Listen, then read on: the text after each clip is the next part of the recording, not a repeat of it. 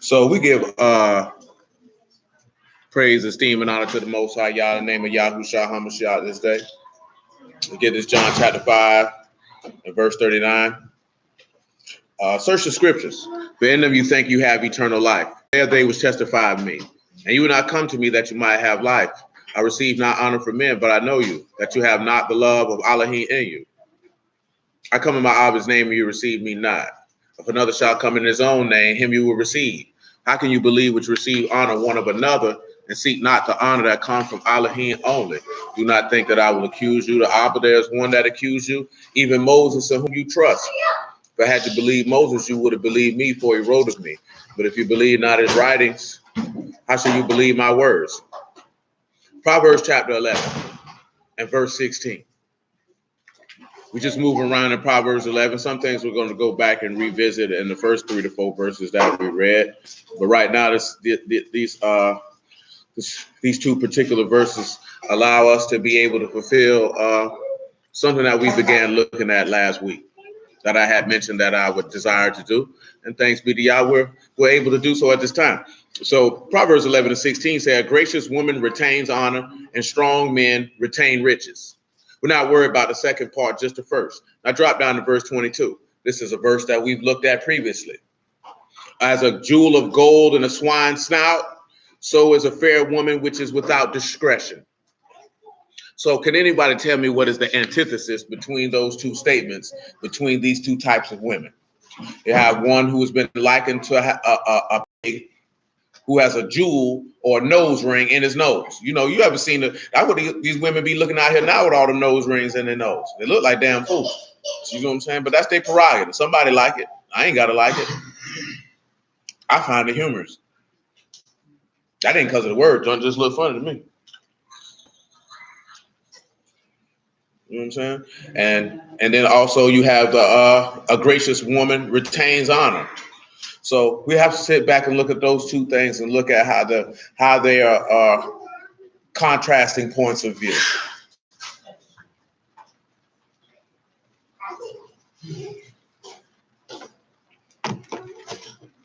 Of course, you know that we're going to leave that up as a means of comparison between remade Yasharal and the whore of Babylon.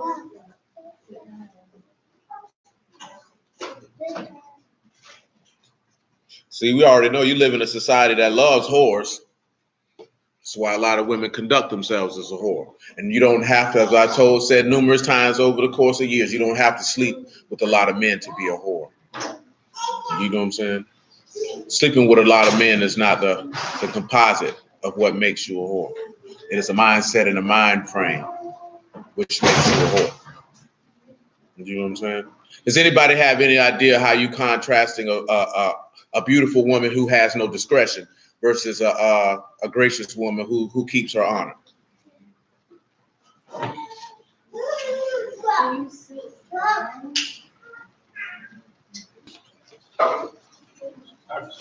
I would say just in how we, like you were saying, how we look at it now, like a gracious or a woman with discretion is not seen as a woman of value, like at the end of the day, versus a woman that looks good on the outside is what people put value on, even though she don't have discretion, she don't have things. Absolutely, I give you that. You know, I just was checking that. That nigga make me laugh, and then he has cogent points to go along with it. But dude was talking over that movie with Wyatt Earp, and you know, he knew the cold hard truth. It was funny to him. So one of his brother's wives was trying to argue with him, and he ignored her. And then when she asked him a question, is it the respect level of the woman? Not necessarily. And she tried to argue with him, and then she asked him, she told me, who you to ignore her? In the movie Wyatt Earp. No, there was another one with Kevin Costner in it. Not as good, as far as box office sales is concerned. You know what I'm saying? But when you look at this here, when they tell you that a woman, as a jewel of gold in a swine's snout, so is a fair woman with without discretion. The word for discretion here is ta'am, and it means that it's a woman who lacks judgment. So this is a woman who does not know right and wrong. So, the characters are spelled out of Tet, Ayin, and Meme. And you can decipher that at your leisure.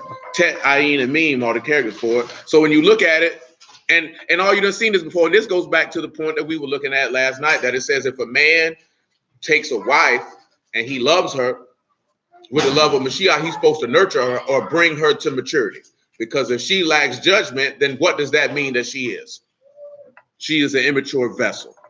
You know what I'm saying? She doesn't have a large amount of maturity. Then again, I go back to why I asked y'all that in regards to who do you think matures faster, men or women?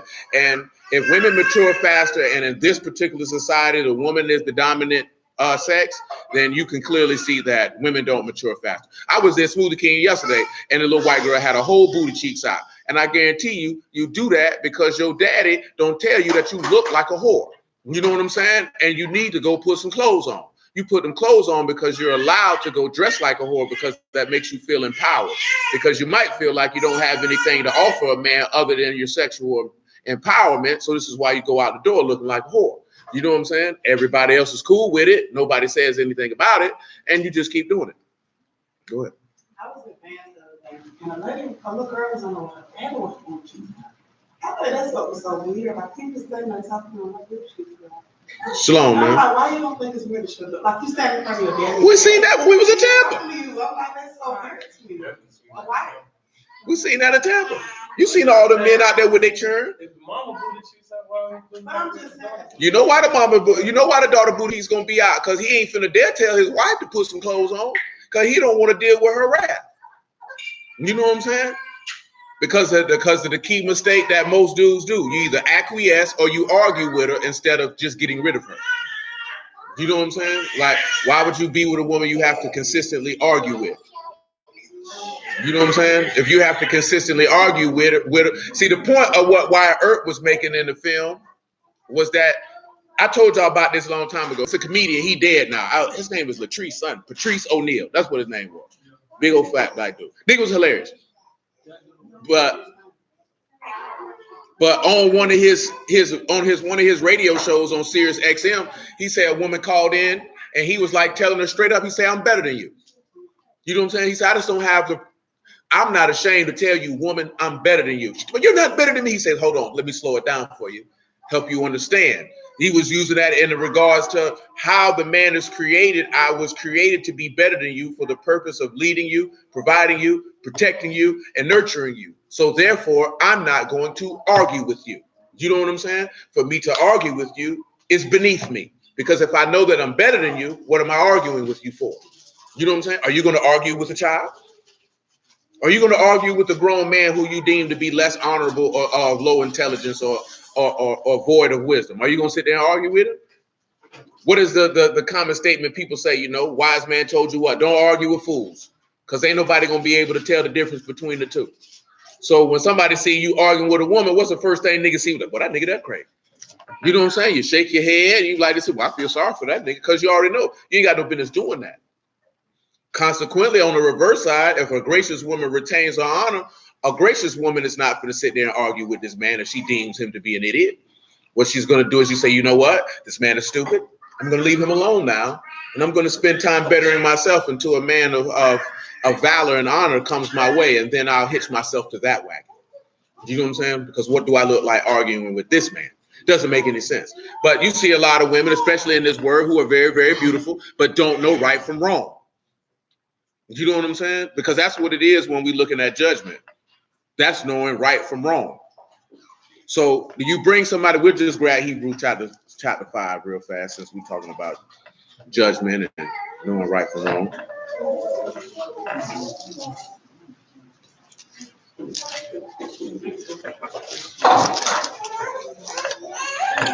Hebrews 5 and 11. Now, of course, he's referring to people who are going to become teachers. But we're just using this as a means to illustrate our point at this present time. Look, Mike.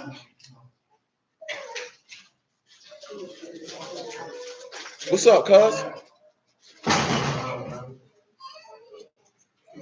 Look, Mike, like, shoot, my mama told me not to say nothing when I walk in the door. You won't get me struck. That's how you looking, straight up. He said, of whom we have many things to say and hard to be uttered, seeing your dull of hearing. Let me ask y'all this point, just on a regular level. When he says, I have a lot of things to say, but you're dull of hearing, what do you think that he's trying to tell you? Because it's a point that the master said that's coming to my mind. Something that the Lord said come to my mind. You dull of hearing, so you can't even hear what I got to say. You don't want to hear what I got to say. You know, Mashal made a strong point. You know, he said, what did he say he didn't come to bring? He said he came to bring what? You know what I'm saying? So what does the truth usually do? It usually, see, everybody thinking when you tell the truth that it's just going to make everybody's heart open up and everybody's going to love you and flock to you and become your friend. But it does not. You know what I'm saying? It actually brings division. It does not bring people together. It makes people hate you. It alienates you from other people. It does not allow you, it doesn't have the desired effect that people think it's going to have. Because all Yahushua did was tell the truth. And what happened to him when he was here in the physical form? They killed him. They took him out. Do you know what I'm saying? Because the truth is cold. You know what? You know the one key thing that the truth is? It is emotionless. It has no emotions. You know what I'm saying? It is direct and it is cold. And people would rather you cater to how they feel. That's why I mentioned that thing with Geno Jennings, why all the women in them comments got mad. Because like I said, my homegirl, she's wild. She is a very masculine woman. She definitely has several children from multiple different men. And she said that this man didn't tell not one single solitary lie. And like I mentioned, what he said was not for people outside the house. It was for people inside the house. I expect a woman outside the house to look like a whore. You know what I'm saying? But why are women inside the house of Yahuwah looking like one? To him, that doesn't make any sense. Does that make sense to any of y'all? You see the mean people be telling me, is this appropriate attire for church? What church you talking about? Church of Satan? You know what I'm saying? Straight up and down. This woman got this tight behind dress on, her nipples poking out, the skirt short, everything showed out. Would you go stand before Yahuwah like that? You know what I'm saying? That's the question you have to ask. What you do outside them doors, he gonna hold you accountable for that anyway. But ain't damn woman gonna walk and stand. If Yahushua was standing right there, you're not gonna come before that man looking like that. You know you're not gonna come before that man looking like that. So if you know you're not gonna come before him looking like that one day out the week, why would you do it the other 6? You know what I'm saying? That's why what that nigga say, your toes ain't richer. You look like a prostitute. That nigga's a fool. That nigga's a, it's because how he was looking, how he said it. Then they kept panning to the women in the crowd. Them older women looking at this thing like, you know, we been know he crazy. It's all right. You know what I'm saying? That nigga saying if your wife look like that, you're married to a hoe.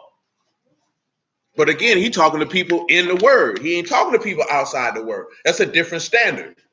You know what I'm saying? It's a different standard. Matter of fact, let me get this Revelation 22 and 15, show you why I say what I'm talking about.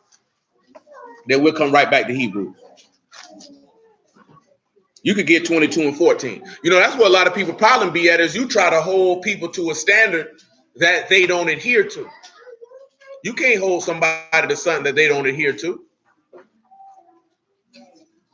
I remember this chick that used to roll with it one time. I told her, I said, don't you go up there messing with your baby daddy. Don't you go up there and marry that man. That man ain't right. She went right on up there for something else and went up there and married him. He said he banged her up a good 2-3 days straight. You know what I'm saying? And after he got finished banging her up, he said, you know what? You can depart. He said, but we done got married. He said, you don't believe in divorce and remarry. I do. I don't care about going to hell. She's sitting there looking stupid. And you know what happened when she came back down here? She looked for some sympathy. And you know what she got? Absolutely none. Not from me. Sympathy for what? If I had already told you this wouldn't be a wise decision for you to do this, then you go do it. And then it blows up in your face. Why do you think that I'm going to be like, it's okay, baby? No, you stupid. You know what I'm saying? You earned that. You wear that. You know what I'm saying? I remember that one day. I can't remember that nigga Glover had me dying laughing that day because he wasn't trying to be funny. He was just giving his commentary and having a conversation with her about what she had done, but it was hilarious. You know what I'm saying? Because he was being serious. But she literally wanted sympathy. And the other women in there, what about love? What about it? He didn't love her, and she didn't love him. She loved the delusion that she created in her mind. You know what I'm saying? And then when that reality stampeded in and destroyed that delusion, then you wanted sympathy because you stupid. And this is what I mean. And we done had this conversation already. All you women know y'all done created a fantasy land in your head about something at some point in your lifetime that was completely opposite of reality. And you knew it was too. You know what I'm saying? And you completely wanted to believe. And when somebody told you, girl, that's not for real, it's going to happen. Well, guess what? You're right. It's going to happen. And I'm going to leave you alone. You know what I'm saying? Then when it don't happen, you want somebody to feel sorry for you. And then you get mad because no one feels sorry for you.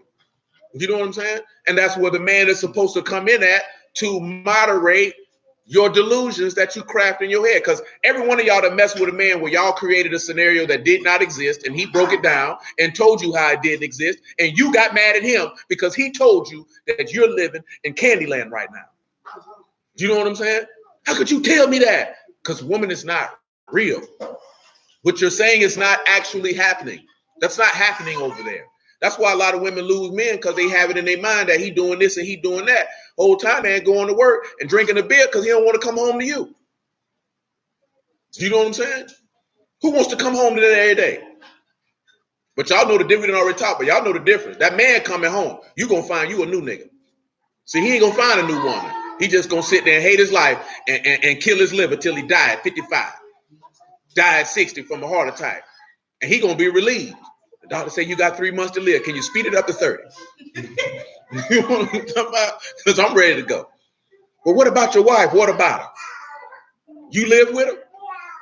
And it ain't supposed to be that way. That's why I say a gracious woman retains honor, because she'd have enough judgment to know what to do and what not to do to make this man's life as peaceful as possible. And we're going to see that when we look at this virtuous woman and things to come, because that's the woman's job, to make this man's life as peaceful as possible.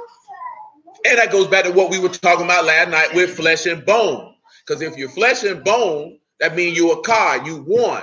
So why would you trouble yourself? You know, troubling your husband is troubling yourself, because then you're going to make your household worse, because he's not going to like you.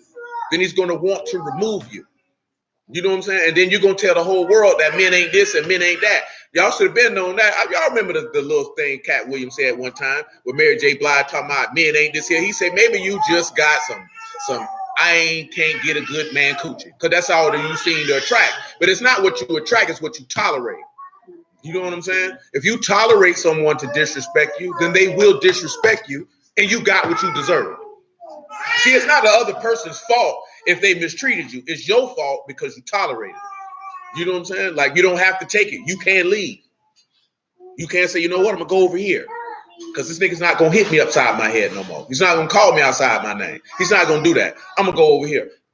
Reverse side. She's not going to disrespect me and emasculate me. You can go stay with your mammy. You can stay with your grandpappy. You can stay up under the Matthew Bridge for all I care, but you're going to get up out of here.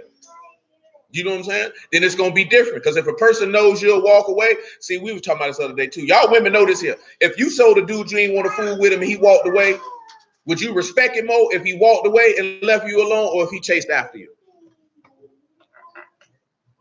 See, you laughing because you know you ain't going to respect him if he chased after you. That's why you laughing. You already know. That nigga chase after me, he'll never get me back. If he act like he don't care, you're going to be mad because he act like he don't care, but you're going to come back because you can see he got self-respect. He's not going to crumple because I left him. Because see, y'all say y'all want a nigga to worship you and do all that stuff, but you don't. Because you're not going to respect him after he does it. Because you're going to know this nigga's a simp. You know what I'm saying? And you're going to go on about your way. You, in your mind, you hoping like this here. You be like this, I hope that. See that junk they showed us when we were little with Martin chasing after Gina every time she walk out the door? Shoot, let that hoe go. You let her go, she'll be back in 20, 30 minutes. And if she don't come back, then she ain't never love you anyway. So you won. Either way. Either way you won. And we didn't talk about that. That's how the Lord operated. Did he chase after us? He said, well, shoot, go on over there and stay with them then. Shoot. Tell me how the Philistines roll. Matter of fact, I'll deliver you into their hand. You can stay with him, man. Talk to me about it. And when he ain't come see about him, what do we begin to do? Cry after him. Baby, come back. He say, shoot, talk to your husbands, man. Tell them to save you. That's who you like. You know what I'm saying? What he said. That's what he said, because he's a man. I'm not chasing after you. Because if you would have chased it, if you ain't respecting him when he gave you a righteous standard, why would you respect him even more if he chased after you? When you wrong. You wrong, and you want him to chase after you to validate you in your stupidity. You know what I'm saying? No, he ain't gonna do it. He gonna sit back like this here. Shoot, I know who I am. I'm the king of the whole earth. You see these skies? I made that. Shoot, I made you. You'll be back. Ain't that what it said in Jose? They say, I left my first husband. He said, let me go back to my first husband. It was better for me then. Now you want to come back home when you seen that other nigga wasn't hitting on that. That's what a lot of women do. It's too late. You done gave that coochie up. Now he don't want you. Do you know what I'm saying? That's what a lot of women do. I'm not happy. Go get another dude. Now you done gave that butt up and you realize he ain't what to do. You want to come back to the first dude. He like, oh no, baby. You might have been straight. If you'd have kept the leg closed, you'd have gave that coochie away. Shoes. Your market value done went down. You 85 Studebaker now. Can't do that. You can't do that. That's why a lot of people like, let's take a break. We all, every man on the planet know what take a break means. She finna take a break and sample some new penises. And if she don't like them penises she sampling, then she gonna come back thinking you sitting there waiting for her. You know how many women be shocked when that dude ain't there waiting for her? Now she's like, I messed up. You sure did, because you created delusion in your head. And that's what we've been doing in our service to Yahuwah. That's why we that fair woman without discretion, without judgment. Because you done looked at all this stuff and you thought it was shining, and it was great, and it was better. So let me go over here. And then you realize it wasn't. And I'll read that verse to you in Hosea right after this here. So Revelation 22 and 14. Baruch are they that do his commandments, that they may have right to the tree of life, and that they may enter in through the gates into the city. For without are dogs and sorcerers, whoremongers, murderers, idolaters, and whosoever love and make a lie. I, Yahushua, sent my Malachim to testify unto you these things in the houses. I'm the root and offspring of David and the bright and morning star. Notice who he said are without. Dogs, whoremongers. They outside the house. So what they're doing is of no concern to him. You know what I'm saying? He's not concerned with those outside the house. That's not my duty and my job to correct them and straighten them. They're not of my household. Then come over here to Hosea chapter 2, man. I'll show you what I'm talking about. Chapter 2. And we'll come back to Hebrews 5 right after that.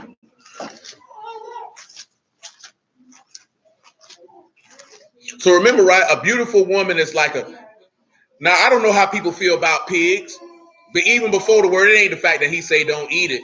I felt like that was a very ugly, ghastly animal to begin with. An animal that I definitely didn't have a desire having interaction with. You know what I'm saying? That nigga just looked nasty. You know what I'm saying? Touch this hairy pink nigga pole, man. This nigga like the wallow in mud. This nigga's nasty. You know what I'm saying? But you know, you see them pigs got the little nose rings. You know what I'm saying? He looked like he like this here. He ain't got no judgment though. You know, a pig is likened to that. You know why he likened that pig to a woman who ain't got no judgment, right? What are pigs known for? Not only just for being dirty, but also known for one other key component. What do pigs like to do? That too. But they got another thing they like to do.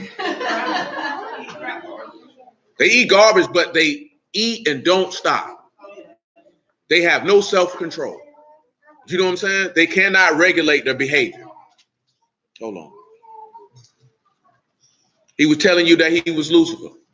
So a pig has no self-control. A woman who lacks judgment has no self-control. She will do whatever it is that her emotions lead her to do in that moment. That's why he said the man's job to nourish or bring his wife up to maturity so that she no longer operates in that fashion, because that transfers from her father to her husband. Her father starts the process. Her husband completes the process. You know what I'm saying? Of her coming to maturity. So she is a fully functional, virtuous, AKA strong woman. You know what I'm saying? Regardless of what the world tells you, can a woman become a strong woman on her own according to the text? Yeah, it's possible, but it's probably going to take a lot longer. You know what I'm saying? Versus if she had a righteous man to navigate her in that process. You know what I'm saying? You can't never say that can't be done, but it might go a little bit longer because you don't have anyone to guide you and correct you and say, no, yes, this is what you do. This is what this means. She'd be on her own.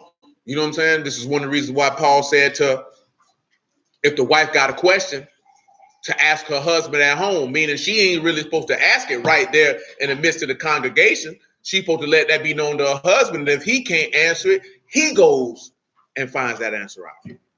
You know what I'm saying? A lot of dudes look at it as, I'm supposed to answer it. Well, if you were supposed to answer it, then clearly you wouldn't need to be instructed. You know what I'm saying? So there's nothing wrong if you went to the person who was teaching you. If you trusted this individual enough to teach your family, then why wouldn't you trust this individual enough to ask him a question? You know what I'm saying? That man doesn't want your wife. You know what I'm talking about? That's your wife. You stay with her. You know what I'm talking about? But a lot of people have that because in the Christian churches, a lot of dudes who are head of those organizations like to sleep with men's wives. But that's because there's an order and a protocol on how you do certain things. You just don't do certain things with another man's wife. You know what I'm saying? This is one of the reasons why when you see Yahusha tell that woman, go get your husband. I'll talk to him. What I'm talking to you for? You know what I'm saying? That's not disrespect or lowering a woman. This is your role. This is my role. It's not my place to sit here and have this type of instruction with you. Go get your husband. I had that with him. He can give it back to you. Now, who knows in the law where you seen that at? You seen it in the very, very beginning. You know what you seen it? What was the question? That's when you don't see him telling Eve to command. Yeah, you seen that with Adam and Eve. But she knew the command. Because he gave that to Adam. Adam, you take that to your wife. What I'm talking to her for? That's your wife. That's not my job. I gave her to you. So you do that. You know what I'm saying? Because at that point, she's my wife if I'm sitting there doing it. See, there's a difference on you shoot wisdom, and there's a difference on sitting down and opening up and instructing someone else's spouse. You know what I'm saying? No, go get your husband. You know what I'm talking about?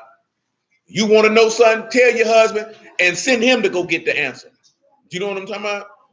Now we talking about as far as instruction is concerned. Counsel is a whole nother equation. But instructing, no, go get your husband, man. That's just like they sitting like they say. You see a lot of them dudes in the church. Some brews do it too.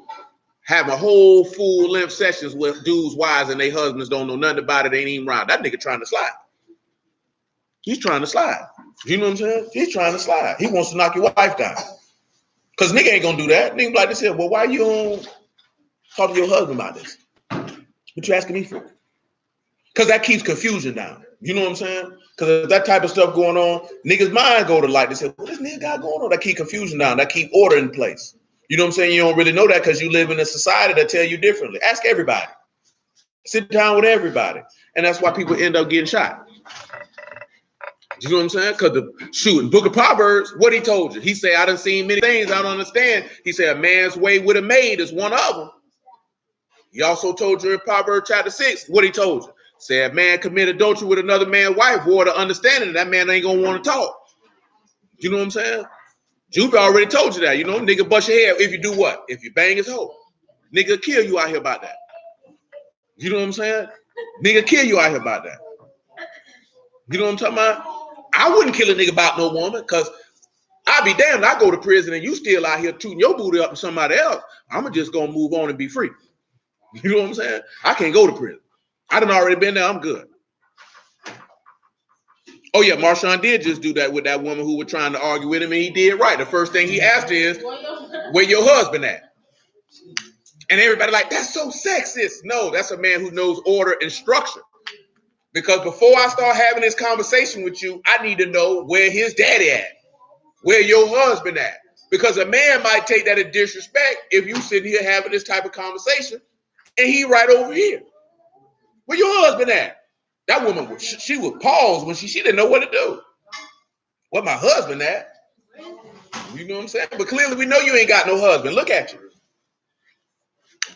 Nigga got off on you and went about his business. But people be shocked by that when you hear that because that's not normal course of behavior for somebody to ask a woman where her husband at. The first thing because they have you in competition. So you mean to tell me you can't talk to a woman? No, that's what you said. You said it. I didn't. I just said where your husband at. I'm a man of honor and respect. I wouldn't want another nigga coming at my wife. You know what I'm saying? But that's because that's how they done inflated a woman up. Because why? Because she don't respect her husband to begin with. That's why she would be offended if somebody said where your husband at. Just like you got some women who be offended when they hear a woman say, I got to ask my husband first. She really mad because you got a husband. And you know what I'm saying? When you see a woman you married, and you be like, oh, I got to ask my man first. Why you got to ask that nigga everything? Don't get mad, ho, because you ain't got one. You know what I'm saying? I respect mine. He look out for me. I'm going to honor him. I ain't got to ask my man nothing. That's why he don't like it. That's why you at Do Dirty House. And he don't even care. He know you at Do Dirty House. That be a lot of times. A lot of women be thinking they be cheating on the dude, and the dude don't know. He know he don't care.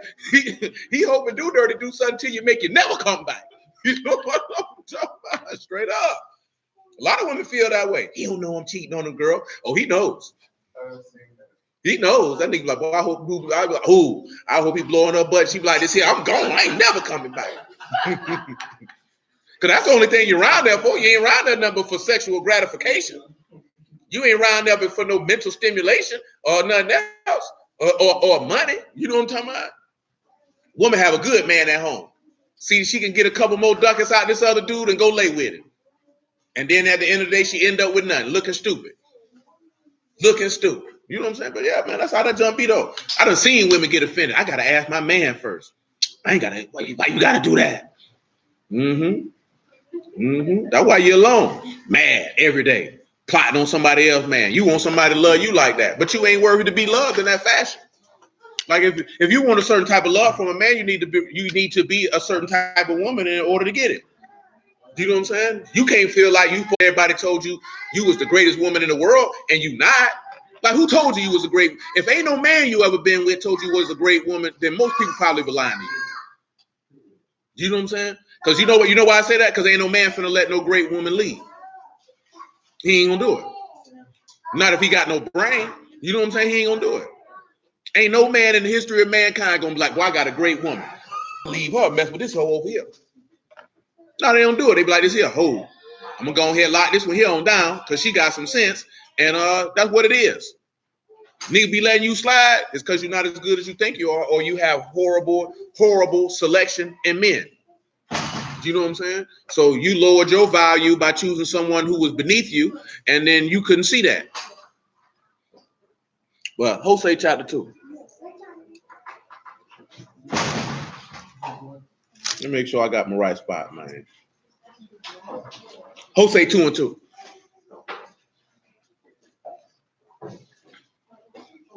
What you was in the house farting in the bed? That's went to what? Murder. Oh. Yeah, shoot. I was in the chat. I said that live twice. Yeah, y'all don't listen to nothing. I say y'all don't pay attention to nothing. I feel appalled and ashamed. No, I thought you said murder. No, I definitely said Edgewood University, Regency. If my memory serves me correctly. Don't quote me on that. Hosea 2:2. Plead with your mother, for she is not my wife. You heard what he told her? Now, who is he telling you to go plead with? He telling somebody else to do it because he said, I'm not going to do it. He said, neither am I her husband. Let her therefore put away her whoredoms out of her sight and her adulteries from between her breasts. Lest I strip her naked and set her as the day she was born and make her as the wilderness and set her like a dry land and slay her with thirst. When was the day that she was born? Who knows what he's referring to? He's referring to the words of another prophet who's referring to something else. He said, he brought us out of Egypt, but there's another prophet that referred to the stripping of naked, and that is in the 16th chapter of Ezekiel. He said, when I found you, you was covered in blood, ain't nobody have no compassion on you to swaddle you or do nothing. He said, so I washed you in your blood and said, live. That ties to when Yahushua, remember, what does the law say about your sin? When you commit a sin, what do he say gonna be on you? Your blood. So Yahushua seeing you in your sin or in your blood, and he washed you from that and said, live. That's why he said you clean from the words that I have spoken unto you. That's why he said you've been washed by the water of the word, by regeneration of the Ruach, because he seen you in your sin and he said, live. See, all these other deities that these people be come up with, ain't none of them came with none of that. They try to compare to Yahuwah, but they can't compare because they don't have the same salvational work that's being offered. You know what I'm saying? Like my man Garfield, man, he be trying to come at the Bible 24/7, 365. If it's so fake, my nigga, why would you invest so much energy into a fairy tale? Then they excuses because we need solutions for black people. No, you niggas just feminine. You want to sit around and argue and call it scholarship. You know what I'm saying? That's what you want to do. And Hebrews be right there ready to entertain them. You a grown man, what you arguing with another man for? If he don't believe it, so what? What I care? You believe in fairy tales. Okay. And you believe in a nigga who was green, whose whole body got cut up, and his wife grabbed his penis and had sex with it. So who believes in fairy tales? You believe in a jackal-headed God. You understand? This is what you believe in. You niggas smoke weed to worship the stars in the sky. This is what you believe in. You know what I'm saying? You don't see me running around bothering you. You know what I'm saying? Our son of God didn't get hit in the booty by his uncle. That didn't happen. That didn't happen. That's what happened. Well, is that not what happened? That's what they said. And they got many other stories from many other cultures, and you worry about us. Come on, man. I'm not worried about you. I ain't worried. If you believe it's a fairy tale, so be it. But if we went to go to delving in, come on, man. You got Buddha butt naked sitting on a flower. What type of grown man sit butt naked sitting on flowers? You know what I'm talking about? For everybody to see. I'm just sitting here naked. I'm in my zen. This nigga's gay. You know what I'm saying? This nigga ain't got no clothes on. You know what I'm saying? I'm in my sin. Hey, that's what the text called it. Exodus 17:1, the wilderness of Zen, definitely means sin, because that's what they was out there doing. That's what they was out there doing, sinning.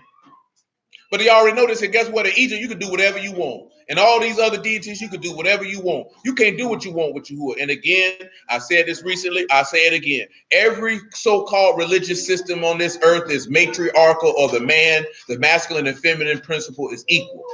Yahuwah is the only one that is not like that. That is a completely patriarchal system, and the masculine and feminine energy are not equal. You know what I'm saying? The woman is not equal to the man in regards to Yahuwah. And because that, and then see, when you know this here, right? When you know that you're not equal to another party and you've been given power over that party, that means that you've been given a great responsibility to care for that party that you're over with very meticulous detail. See, that's what people don't like to realize. It's misogynistic. He hate women. No. See, you niggas hate women because you borderline homosexuals. You know what I'm saying? When you see dudes who always talking about women ain't this, women ain't that, that nigga like dudes. You know what I'm saying? Because ain't no, and when you see women do it, consequently, she's probably a lesbian. Because no person who actually likes the other sex is going to spend their time denigrating them. You're probably doing that for overcompensation because you're homosexual. You know what I'm saying? Yahuwah tells you do what? Love that woman. Cherish that woman. Do this, do that. See what I did with my wife? You do that. He doesn't tell you to beat your wife, disrespect your wife. That man said if you don't care for your household, you're an infidel and you denied the faith. Caring for your household is not just paying bills. There has to be, what did we read last night? That word for cherish, it means a tender love. How can you say you are Yahuwah and not have tender love for your wife when he had tender love for his? You know what I'm saying? He don't teach that. But no, that woman's not equal. You're not going to tell this man what to do. You're not going to tell him how to do it. You're going to follow what I say, or you can get out. You know what I'm saying? Is that not what he did? He said, I give you this land. I give you houses you didn't build. I give you wells you didn't dig. I give you vineyards you didn't plant. But see, I need you to do this right here. Because if you don't do this right here, you can get out. And that's why he said, plead with your mother, because she ain't none of my wife. That's what he told her. He said, tell her before I take everything I got from this hoe and put her out. Because he ain't with it. See, a woman sit back and look at, we done talked about that before. In this culture, if a woman divorces a man, she get half everything he got. In our culture, you on your own, baby. You going out the door. You know what I'm saying? See, there's a difference from separation and divorce. If you separate, you still got to take care of that woman. You know what I'm saying? You obligated to take care, because when y'all separated from us, he still took care of us. You know what I'm saying? See, he didn't expel you completely.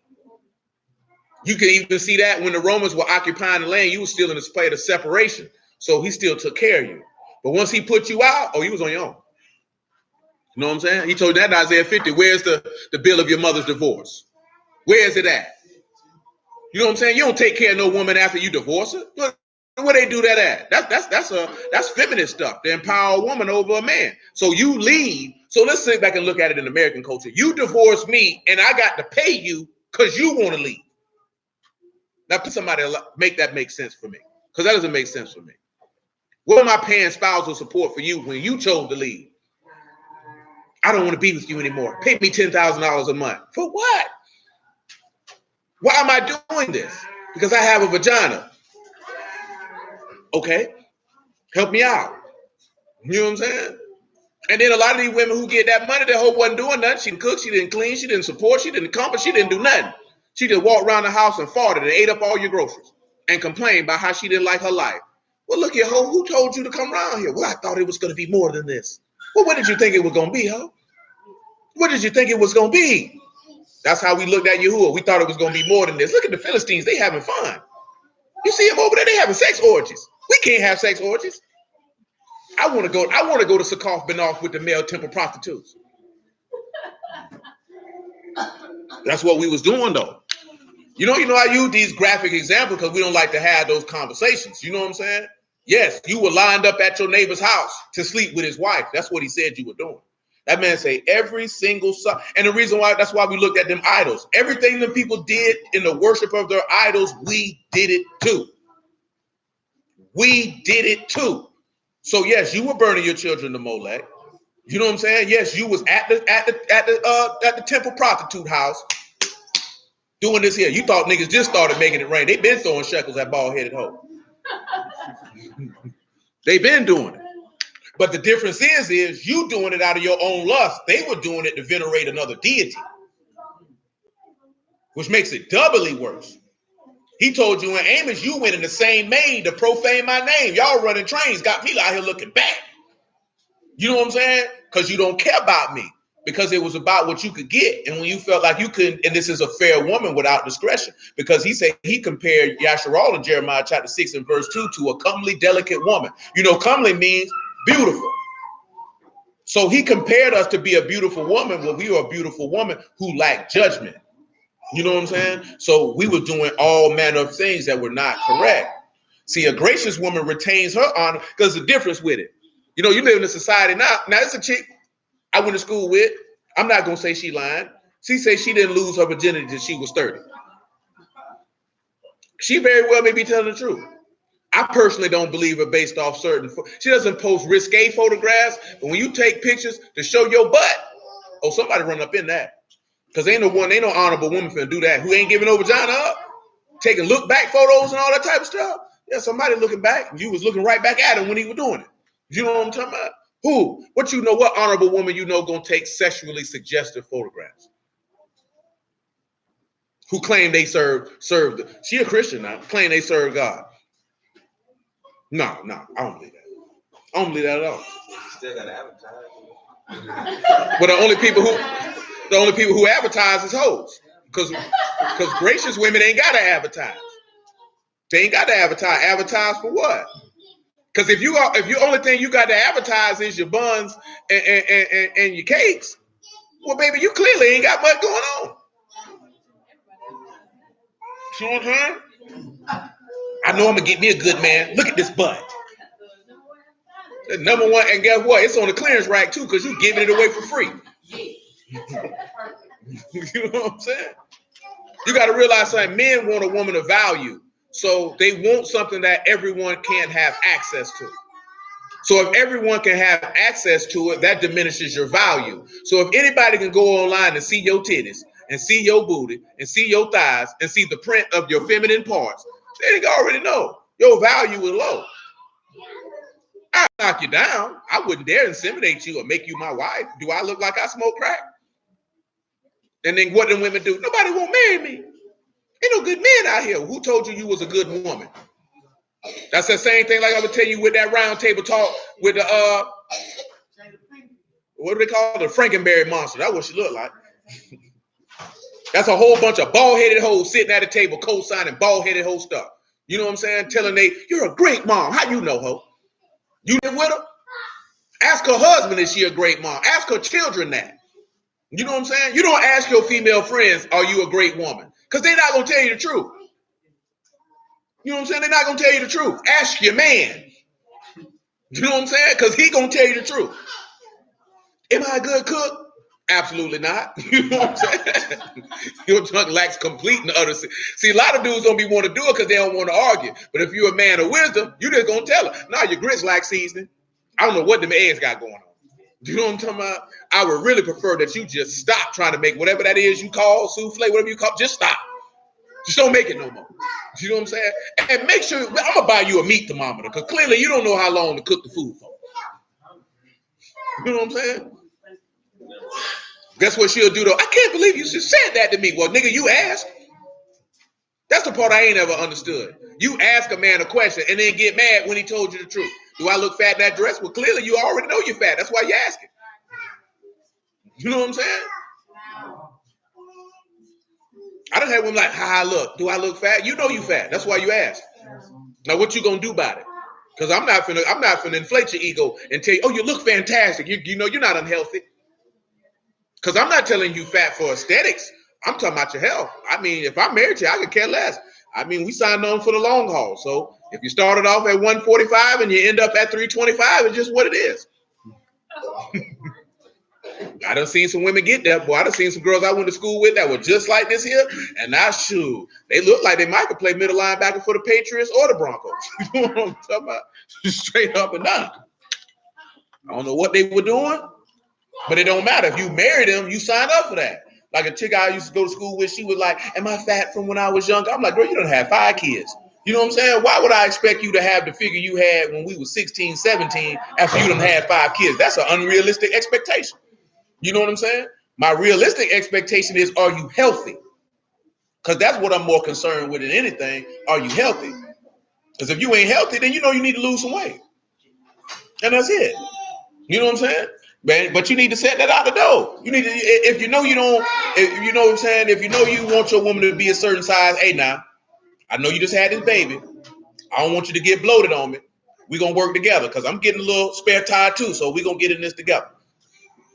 And there it is. But if you're just going to sit around and just talk about you fat, you're sloppy, you're nasty, and you disgust me, you're a vile man. Some men do that though.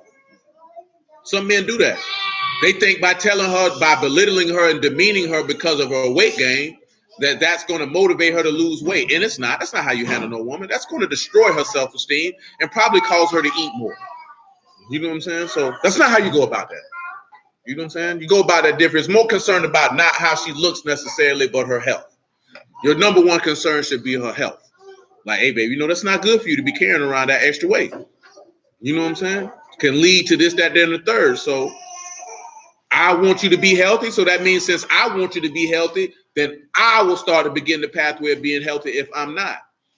You know what I'm saying? And if you own being healthy, then you shouldn't choose a woman who's not concerned with that. You know what I'm saying? If you know you don't want to eat cookies and cakes and have spreads for as if you were a 400-pound man, then don't pick a woman who own that and then ridicule her because she gained some weight. No, don't do that. That's not cool. You just don't do that. You just don't take down a woman just to take her down.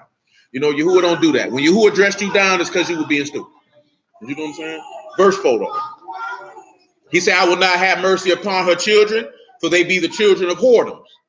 That's what, see, and that's another thing that point to this here. You wonder why them crackers be killing us in the street. Because he told, I'm not going to have mercy on you because these are children of whoredoms. You know what I'm saying? See, we don't like to see that there because that's a harsh reality. Not to say that the police right for killing people in the street, but a lot of people don't get mercy on them because you're a product of whoredom. Your mama was tossing her booty around. Your daddy was around here laying with any and everybody. So now you have a lot of unclean bastard children, and Yahuwah is not necessarily going to protect that, nor is he obligated to. And because no one tells us that, that's why we get mad. See, a lot of people turn from the word because they mad at Yah. And you mad at Yah because you don't know how he operates. Now put yourself in, would you protect children of whoredoms if that's against what you stand for? No, I'm not going to do it. But what people always tell you when you look, God, look out for babies and fools. He never told you that. He definitely don't look out for no fool. He definitely say fools going to hellfire. Ain't that what he said? Say he don't fool with no fools. He never said he looked out for babies either. You know what I'm talking about? Because guess what? We already know in Ezekiel 8 what he told him to do to them babies. No, in Ezekiel 8, when he had that Malachim, he said kill him. He don't say don't spare the little one, don't spare nobody. Why? Because the people will commit idolatry. You talking about what he said he gonna do to Babylon in Psalm 137. Take them little children head and bash their heads up against rocks. Why did he say he was gonna do that? Because you took my children and bashed their heads up against rocks. So it's only right that I return to you what you've done unto another. Mm-hmm. Because remember, Yahuwah is a masculine man. And because the world is unfamiliar with true masculinity, that type of mindset offends people. What did we read in Isaiah 31 last night? He said what he won't do, he won't abase himself for no one. See, a masculine man is not going to lower himself for anyone. He's not going to do it. So when people see that, they think that's pride or arrogance. No, I know my value and my worth. I know who I am. I know what I will tolerate. I know what I won't tolerate. And I'm not going to lower myself to appease you and your weakness. Because how you feel about yourself ain't got nothing to do with me. That's what you have to realize and understand that. How people interact and move with you, that's how they feel about themselves. That ain't got nothing to do with you. They ain't got nothing to do with you. They ain't got nothing to do with you. That's got to do with them. When you understand that, then you'll be able to make your decisions firmly and not make your decisions based off of another person. You know what I'm saying? If somebody ran up to you and said, it's 2019, y'all got too much information in your head. If somebody ran by and said, F you, nigger, for that to even bother you. You know what I'm saying? Why would that bother you? That's representative of how he feel about himself. That ain't got nothing to do with me. So I'm supposed to get all, he called me a nigger. I'm going to be like, why are you still around here doing that, sir? Who has failed you in your life that you are that immature and that you lack that large amount of sound reasoning and logic that you can't conduct yourself amongst other human beings in an upright fashion? I feel sorry for you. You know what I'm saying? Because something's wrong with you. Because I know who I am. I'm a servant of the Most High Yah. You calling me a nigga don't bother me. What that bother me for? And I know you beneath me by your behavior. You ain't never seen a king be like, they said, this nigga called me, unless they just felt like killing somebody that day. And they said, off with his head. Go and get him out of here. Kings don't get offended by nonsense. Verse 5, he say, for your she that have conceived them have done shamefully. She said, I will go after my lovers that give me my bread and my water, my wool and my flax, my oil and my drink. Therefore, behold, I will hedge up your way with thorns and make a wall that she shall not find her paths. She shall follow after her lovers, but she will not overtake them. She shall seek them, but shall not find them. Then she shall say, I will go return unto my first husband, for then it was better with me than now. See, and he tell you that that's female behavior. Oh, he got a lot going on over here. Let me go over here and get this here and get this here. Now you can't overtake them because them niggas already know you a bald-headed hoe. I'm just having some fun with you. You know what I'm saying? Once I'm done with you, now you want to go back to your first husband, but your first husband's no longer here. Because he back. See, like I said, man, a nigga asked that question before, like, even if we end the worst a little different. Because I told my homeboy, he was like, bro, would you stay with a woman who cheated on you? I said, you know, everybody's different. I can't tell everybody what they would do. But if you did that, oh yeah, don't come back. I'm straight. You know what I'm saying? You want to go lay up with another nigga, you need to stay around there with him. You know what I'm saying? What I want to take you back for. You know what I'm saying? But if you do take them back, then you need to do just like what Yahuwah say. You need to blot that transgression out, and you don't need to bring it up or mention it anymore. Ain't no need to mention that you cheated on me. Then what you stayed with him for? You should have dead that, because if you can't deal with it, leave him alone. But of course, you wouldn't have that problem if you took your time to get to know somebody and made sure that that man was a man of Yahuwah. Then those things would be none of your concern. And to make sure that that woman is a woman of Yahuwah. And I would think, in my opinion, that you would need to try a woman out longer than you would need to try a man out. You know what I'm saying? Because the woman knows, if the woman knows that there's a certain standard with Yahuwah, if she feel like I was telling you, like if she feel like there's something she could get, then she'll play that role. And then once she get it, then she shows you who she really is. Now you miserable. You know what I'm saying? You really have to take more time to prove that woman out that this is what she wants to do, because she may not want to hold to that standard. You know what I'm saying? Because that standard to her is oppressive, because she can't do what she wants to do when she wants to do it. And if you're a man of Yahuwah, you're not going to allow it. So then that frustrates her. So then she will go about to try to chip away at you to cause you to lower that standard to appease her desire to do what it is that she wants to do. You know what I'm saying? With a man, all you need to determine is about a few things. It don't really take that long, because men are more action-based. So you're going to be able to see that in his conduct. Does he love you? And that meaning, does he love you by the way that he treats you in his actions? Was he willing to provide for you and protect you? Will he nurture you, guide you, and teach you? And you're going to be able to tell that out pretty quickly. You know what I'm saying? It's not going to take you long to figure that out, because the man's not going to play that role knowing that if he's righteous, knowing that I can't sleep with her regardless. So pretending to be something that I'm not is not going to get me the booty no faster. So he's not going to do it. He's just going to be who he is. But that woman knows she has something to gain. And we done seen it too many times, because it'd be more women walk away from this thing than dudes walk away. When dudes walk away, they usually walk away to chase after a woman. You know what I'm saying? Because dudes usually, when they don't want to do it, you usually see them niggas going real quick. I ain't on that one out. You know what I'm saying? A woman will play around a bit just to see, will you allow certain things? And if she feels like she can get it, she's going to stick around. Once she perceives that I can't get what I want, that's when she going to leave. You know what I'm saying? But they try to trip away because the book tell you that. I find more bitter than death the woman because her hearts are like snares and nets and her hands are like bands. You know what I'm saying? She is consistently and constantly trying to bring a man into her will. And if you're not wise, you will be destroyed by it. Hebrews chapter 5. A lot of dudes been taken down like this here by, well, they tell you that in the Apocrypha more than anything. In 2nd Ezra, if I'm not mistaken. And have been destroyed by a woman.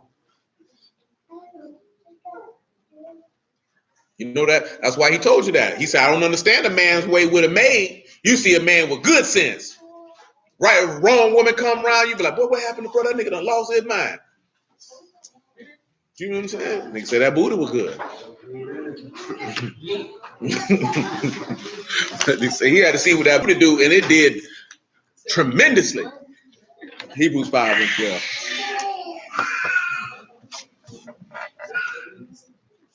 He say, for when the time you ought to be teachers, you have need that one teach you again, which be the first principles of the oracles of Elohim, and are becoming such as have need of milk and not of strong meat. But everyone that uses milk is unskillful in the word of righteousness, for he is a babe. But strong meat belongs to them that are of full age, even those who by reason of use have their senses exercised to discern both good and evil. So when you see that a woman who's beautiful, who lacks discretion, she's not using the word. So since she's not using the word, she can't tell between good and evil. And that's where the man's supposed to come in at. You know what I'm saying? If she has one. That's your job. And I talked to my homeboy about this one time. That's why a lot of women, if you really a man and your desire is to lead your woman, a lot of women will hit you with this statement right here. He treats me like a child. Because you are one. You know what I'm saying? You're my responsibility. No, I mean, women say that because she feels, but you can't see the way I say that is because you sound like a child. Because what do children say when you're not the boss of me? That's literally what you're saying. You know what I'm saying? But you're saying that because you say you want a man to lead you, and then when he does it, you say he treating you like a child. See, that's the delusion in your mind. So you can't say you want to be led and then get upset when he do it. You know what I'm saying? Because you know you want to be led because you know you're not capable of leading, and that's okay. There's nothing wrong with that. That's just your essential nature kicking in. You know you're not supposed to be leading. If you was leading a man, would you respect it? Absolutely not. Absolutely not. Because you know what? How you gonna look at him if you're leading him? That's my son. You know what I'm saying? Ain't that how you gonna look at him? I got me a whole grown son. Then you gonna start feeling weird. I have sex with my son sometimes. I don't know how to feel about that. You know what I'm saying? Because guess what you're doing? You're clothing him right. You're feeding him. You're telling him what to do and when to do it. You say, son, did you go to work today, son? Did you go look for your job today? No, mama. Well, what did you do? I play video games all day. You want to give me some coochie? I might as well. I'm feeling good today. That's what happens, though. Every single solitary day. Every single solitary day. It's a woman out here married or in a relationship with her son. Do you know what I'm talking about? But talking about that's her man. That's not your man, that's your son. But a lot of women like that dynamic because they want that rule and they want that control. You know what I'm saying? I can tell that nigga what to do and when to do it. He do it too, girl. When they get with their friends, they pick on you and they laugh at you. And their friends in the back of their mind be like, she's stupid. But I'm stupid too, so I can't say nothing. You know what I'm talking about? We got a man though. That's so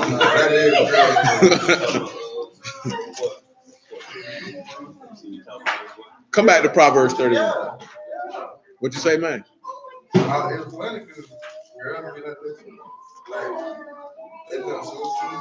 I know that because I done seen them do it. That is so true. They be clowning the nigga that. Still with it. Still with it. He's stupid, girl. He do this here. They be like, girl, yeah, I know it. But the reason why you're doing it because all five y'all the stupid crew. Because all y'all in the same position, but you more mature than a man. But you got a nigga who ain't graduated high school duping you out of money, your butt, and your car. In the house. With his feet up on the furniture. Like this here. And you get off of work, cook him a meal, and top him off.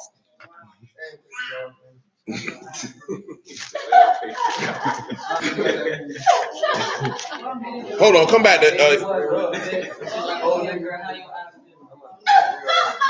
to Proverbs 11 and 16. Actually.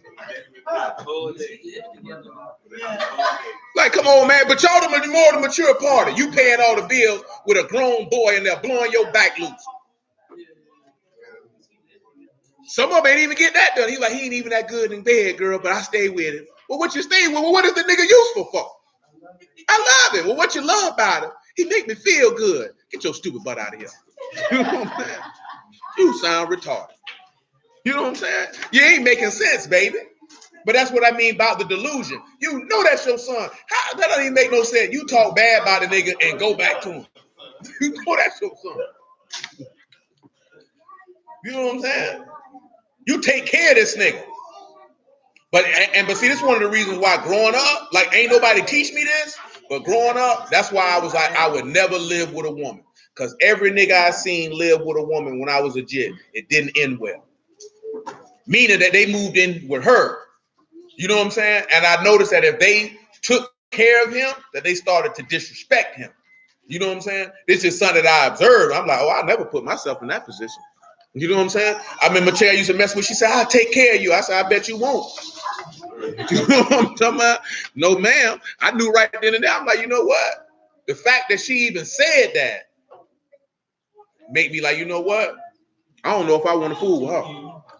Because I already know what's going to happen. If you taking care of me, that gives you the control. And eventually, it's not a matter of if, it's when you're going to disrespect me.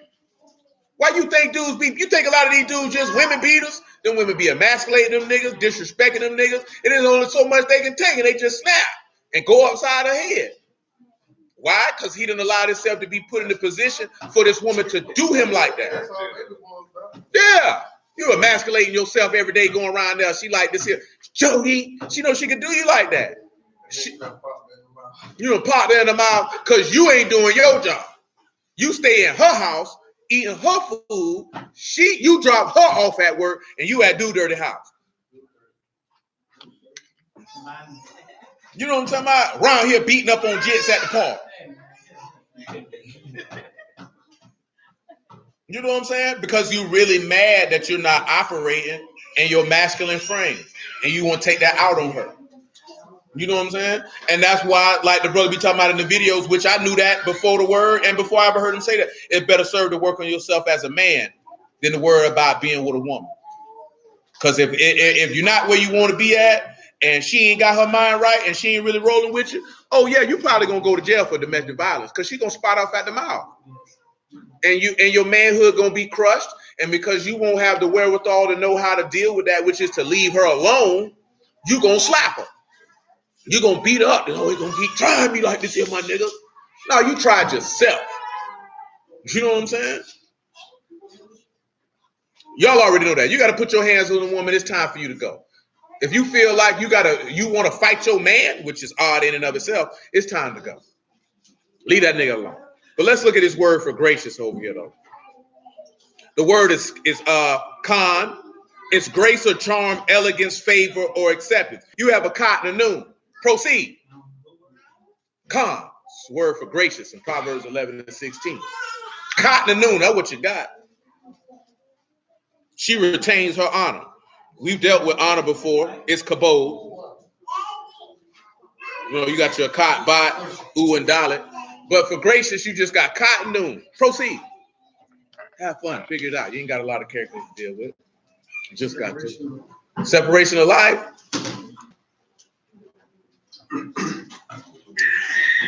Anybody else like to take a shot at that? You like to take a shot at that, Nisha? You look like you want to take a shot at it. You want to take a shot at it. How long is a moment? Is it pause? Is it 20 seconds? 30 seconds? I'm just messing with you.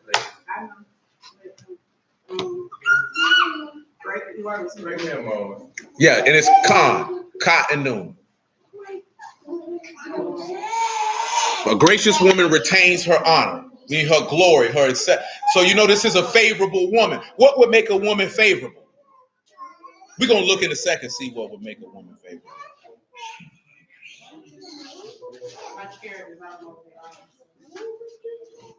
I understand.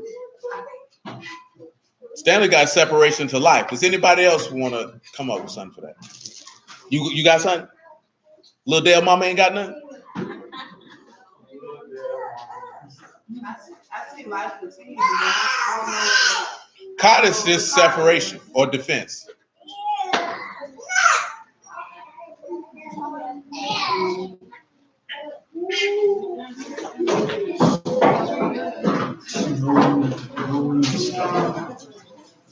I say protected by the sun. You say protect by the sun.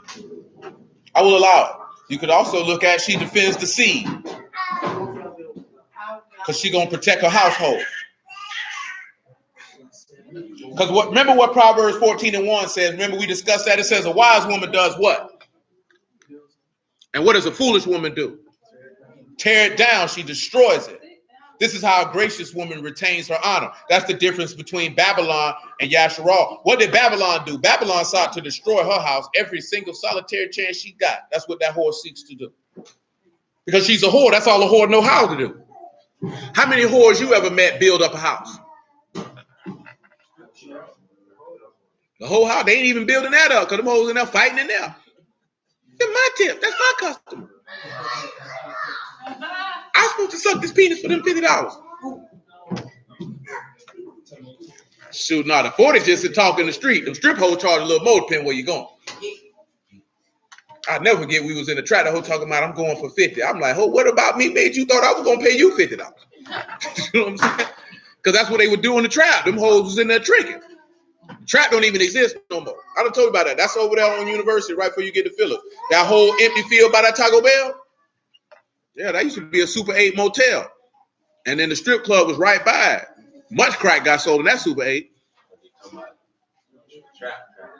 No, it was a strip club called The Trap. It was owned by Willie Jackson. You know who Willie Jackson is? Willie Jackson used to play for the Florida Gators, and then he played for the Jaguars when he was one of the original people on the original roster. You know what I'm saying? He didn't own it at first. It was like two other people owned it. You know what I'm saying? The people steady always got killed up there all the time. But when he got it, he named it The Trap. You know what I'm saying? Like I said, that Super 8, see, it used to be an IHOP and the Super 8 and then the strip club. You know what I'm saying? So you already know that IHOP 24 hours, if any basis, nigga, that's University of Phillips. There's plenty of tricking from crackheads and dope being sold. And then you got a strip club up there. So then you know all the dope boys are in there all the time. So them women stayed tricking enough, man. They probably did more tricking than they did stripping. You know what I'm saying? Dudes was moving large amounts of narcotics in there and all that there, man. So it wasn't nothing, man. We used to be in there, man, and they'll cut the lights on, and then you would just hear dudes say how much they had to trick for that evening. So you would hear, I got 50, I got 60, and then you know what I'm saying? So, I mean, the environment, I knew why the woman did it. Yeah, they auctioned it. You know what I'm saying? But I'm like, baby, don't disrespect me like that. I pay for a lot of things. My homeboy told me a long time ago, it's two things in life supposed to be free. That coochie and water. You don't pay for them. So that's how I feel.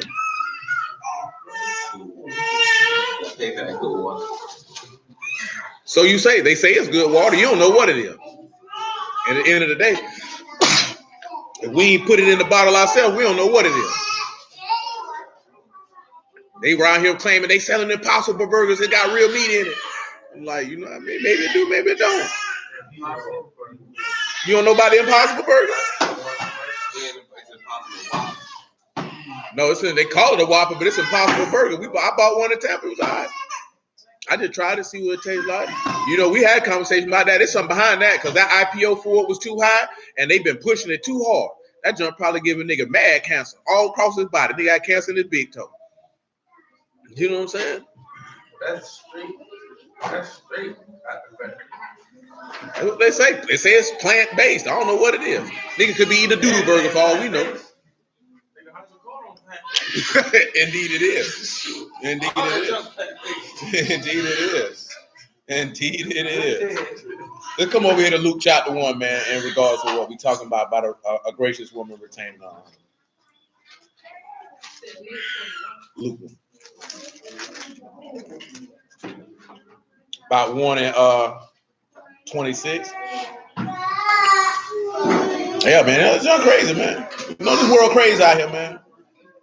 We already know it's something in the food because y'all already know these young girls overdeveloped. Public chicken. I worked at KFC, so I knew what it was. Because you could see a breast this big and then a wing this big. You know what I'm saying? And you got to think about that too, because she mentioned that before you came about food allergies. Because I was telling them that a dude who I go over there on Sesame, he said certain herbs you can take that can reverse allergies. But it was like people probably in ancient times probably didn't even have those type of problems. So then it's going into what are you really eating? What are they really giving you that you allergic to something?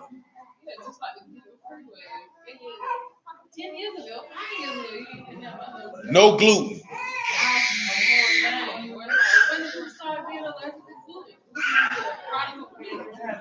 I'm confused as well. And then I want to know, well, what have you been giving us? And then what you put in the junk to be gluten free to get them niggas to go buy it.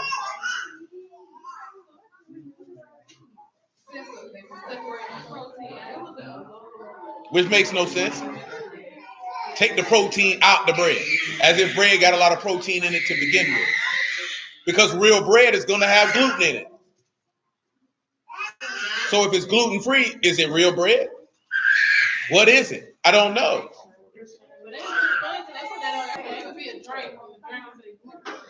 I would hope no bread in it. This ain't beer. You know what I mean? I mean, it does reiterate the fact of those who are real adamant on growing your own food. But, you know, everybody doesn't have that patience to want to be a farmer. So it would be what's better served if those things concern you to buy food from those type of sources.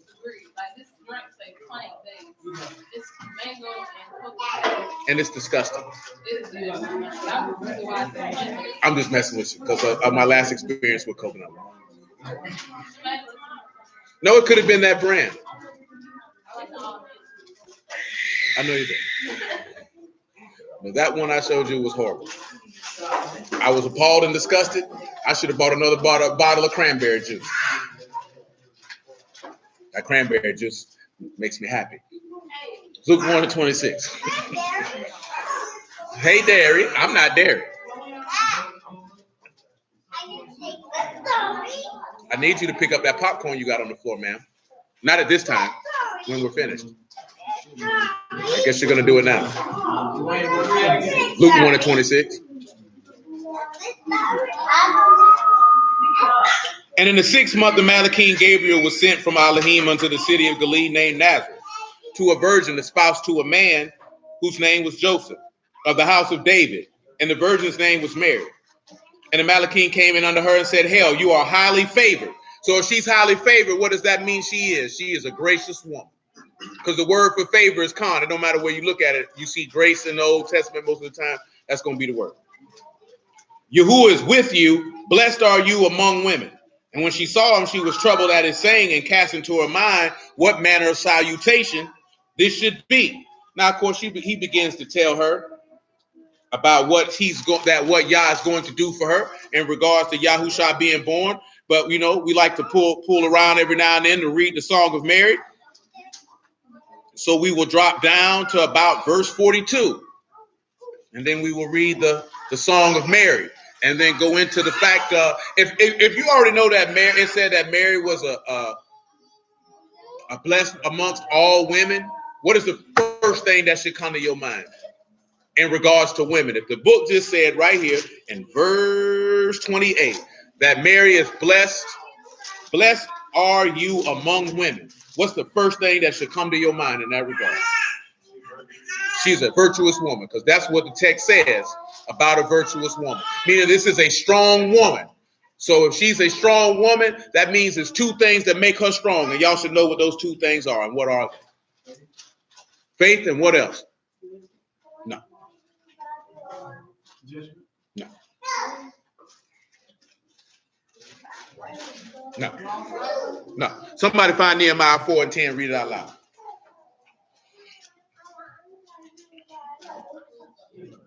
Nehemiah 4:10. Somebody find that, read that out loud.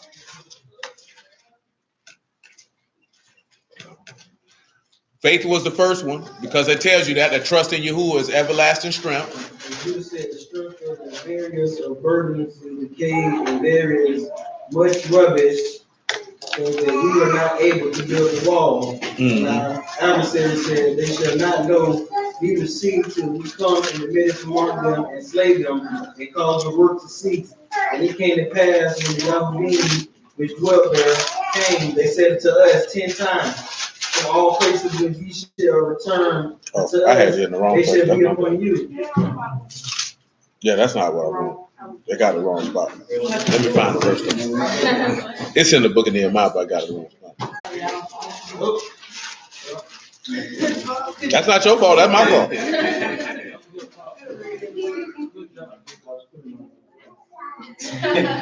That boy, that wild. I'll leave that man alone. He didn't do that. I had the verse right, chapter wrong. Give me 8 and 10. 8 and 10. Nehemiah 8 and 10. Read it for him, Darius. Then he said to them, go your way, eat the fat and drink sweet, and send portions to them from whom nothing is prepared. For this day is Kodesh unto Yahuwah, neither be ye sorry, for the joy of Yahuwah is your strength. So that's the two things that what makes her strong. The joy of Yahuwah. And read them Isaiah 26 and 3. You roll them. You go ahead and do it.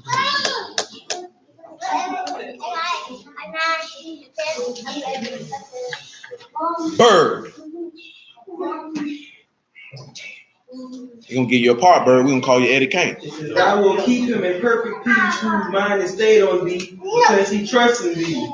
Trust in Yahuwah forever, for in Yahuwah is everlasting strength. So this is where her joy, her strength comes from. Now let's look at something right here, right? Luke 1 and 42. This is Elizabeth speaking to Mary. She spake out loud with a loud voice. Baruch are you among women, and Baruch is the fruit of your womb. See, that's another thing that be tripping me out too. When women be like this here, we bring life into the world. No, you don't. Because you can't have a baby without a man. You know what I'm saying? His seed is just as important as your egg. You know what I'm saying? And on top of that, you only have a short shelf life. You know what I'm talking about? Straight up and down, you only got a short shelf life. You ain't never heard a man say, my biological clock is ticking. You got a short shelf life. A man can make children to the day he dies. You know what I'm saying? To the day he dies. So his seed is way more important than your egg in that regard. But then we take out the key component out of the equation. That if Yahuwah shut that womb up, that seed ain't pollinating that egg at all. It would be no fertilization. Because it's the fruit of your womb, but you can't have fruit without what? A seed. You know what I'm saying? But all that is competition between genders. You know what I'm saying? Who's better? Man, you should never entertain that type of stuff. If somebody bring that type of stuff to your children, you need to eliminate them from your children's existence. You don't even want them teaching your kids no crap like that. You know what I'm saying? No, baby. You don't compete with no man. You be confident and secure in your role. And son, you be a man. And you play your role. Don't you be around here competing with no woman. Because you know why? Because that's a competition you'll never win. Because one thing I've learned in my existence, you can't out-argue no woman. So don't even try. Do you know what I'm saying? You're not going to win that battle. Because all you're going to do is frustrate yourself and want to get high and want to get drunk or beat up. You know what I'm saying? So don't argue with her. Y'all ever seen a woman you can out-argue? Shoot, women can't out-argue each other. So what make you think you going to win? Nigga be sitting there too, I'm tired of this old man. Well, what you been doing? She be arguing. And what you be doing? I be arguing with her. Well, there lies the problem. Don't do it. Shalom, man, because you're not gonna win that battle. You know what I'm saying? How many? I know every last one of y'all don't argue with a man in here in your lifetime. Have you not? Did you ever felt like that nigga won? Look how she look. Never. But I ain't talking about base. Does it have to be? Is it fact based that he never won, or you just feel like he didn't win? I just pulled the Trump card and I won. I'm scared to ask what the Trump card was. I'm gonna do it. What was the Trump card? I mean, you just start going up. And start saying that, like you said. You burn it down. Oh, so what you did is you went to try to snatch his heart out. You was a ruthless man. Like females, they got real good specific memory. Like they can pull up a specific example. No, they don't. Because guess what? You know why? Because when it come down to some junk they did, I don't remember that. I have no recollection. Don't you fall for that. They remember what they want to remember. They remember what's advantageous for them. So not only you be like, I mean, you be trying to think something like, wow, but you don't even be thinking like. No, you don't be thinking. I be thinking. You know what I'm saying? Because I'm gonna be like, nigga, you lying.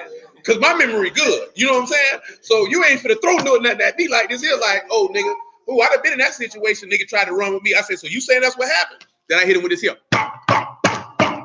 She like this here. I can't stand you. I know you can't. You run that junk on another nigga. My memory good. That weed ain't messing my mind up that bad, nigga. But I know what you're talking about though, because if you don't pay close attention, yeah, I know it. That's what she banking on. That's what she banking on. Yeah, you found the right one today, baby. Ain't that what Ray Charles said? You found the right one, because I remember. You know what I'm talking about? I remember. You're not gonna run that on me. But see, but you know why the woman do that there? Because if she feels like she can't win with empirical data, let me snatch your soul away. That's what they try to do. Let me demean and emasculate you because clearly I cannot win this discussion with empirical data.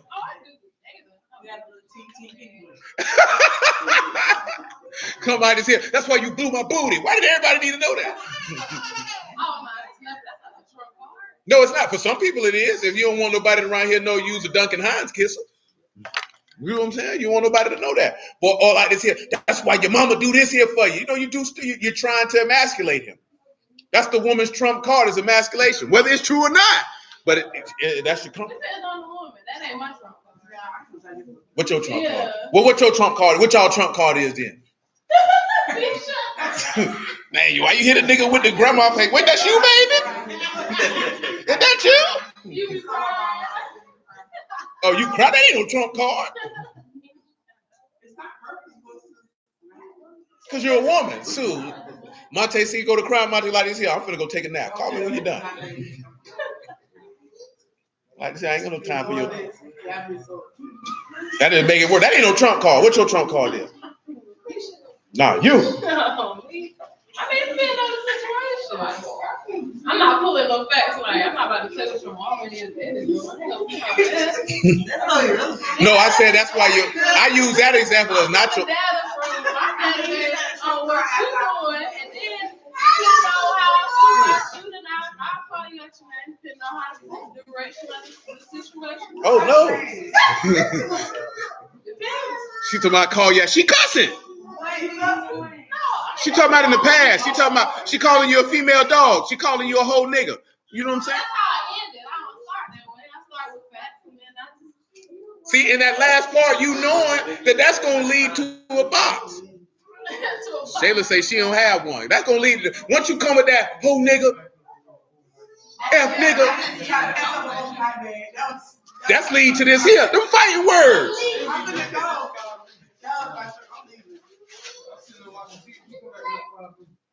Yeah, you know what? You know why? Because that's what we were talking about before. I'm leaving. And she's like this here. So you're not going to chase me? You're not going to stop me? You don't love me. And comes back and says, you don't love me. You didn't chase after me. Man, if you don't go get me a ginger ale and be quiet.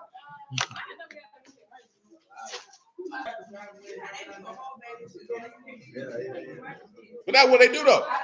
You can't win no argument with no woman, man. Don't even try. You're not going to win. Because they train for it.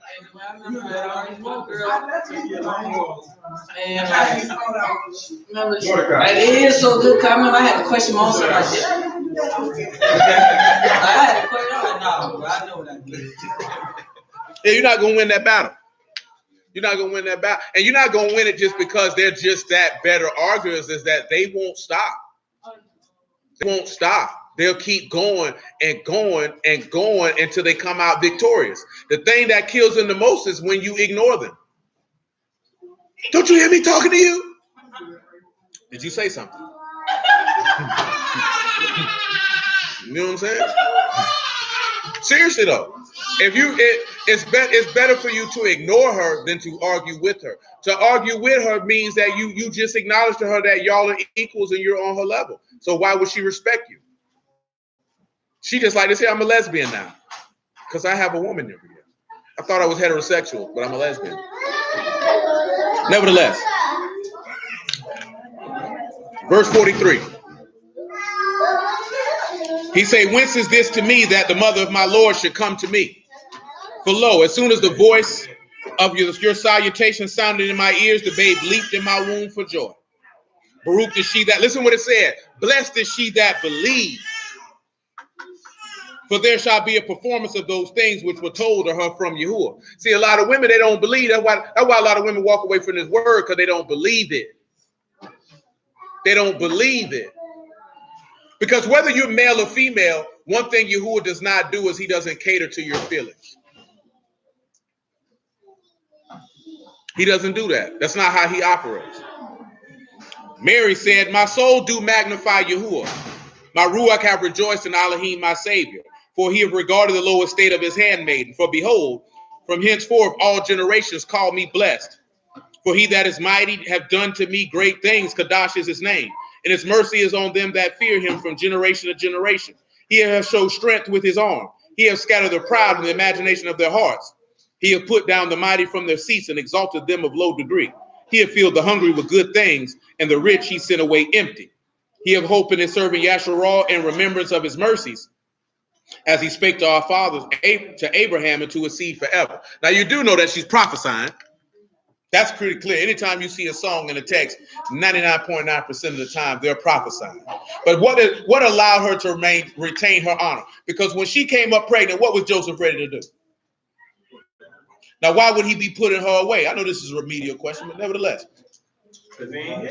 Because he hadn't laid with her, so he was seeing her as a what? A dishonorable woman. This is why that Malachim came and told her, no, don't do her like that.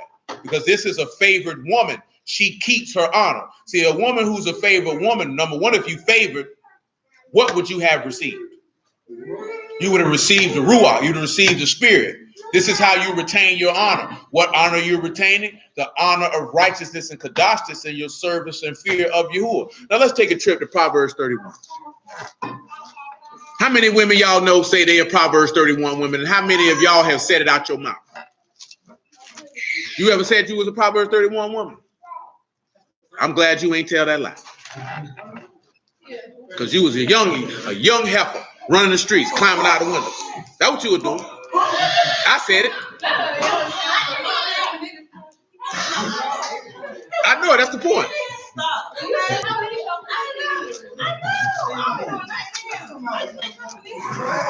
I'm not coming for you. I'm just coming for you when you were in your youth, climbing out of windows, running the street. I said you were climbing out of windows. I know you keep saying that, and I think you took them off. See? See? It always comes. She never said that before, all the time. Now she's my one did come off.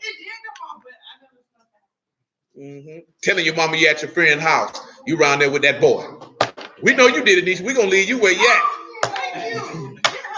That nigga Monte hit her with the. It worked out. It worked out. Callie, you around here doing that too. I'm gonna be at my friend's house. You around there with that boy.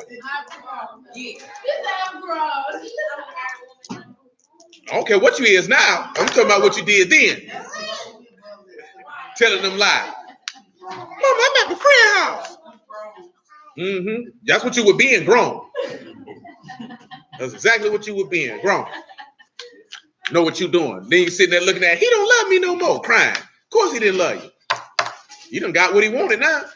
Now he gonna go find the next chick who gonna be simple enough to believe that. You know what I'm saying? It'd be lies dudes be saying, they be like, bro, she really went for it. Niggas be shocked.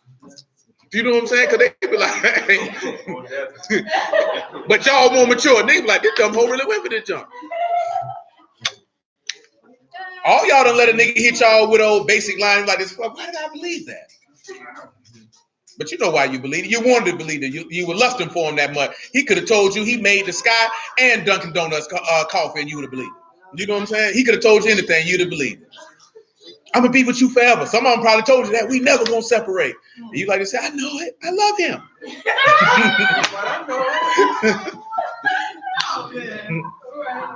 3 months later, you still mess with that nigga? No, I don't mess with that nigga. That nigga don't make.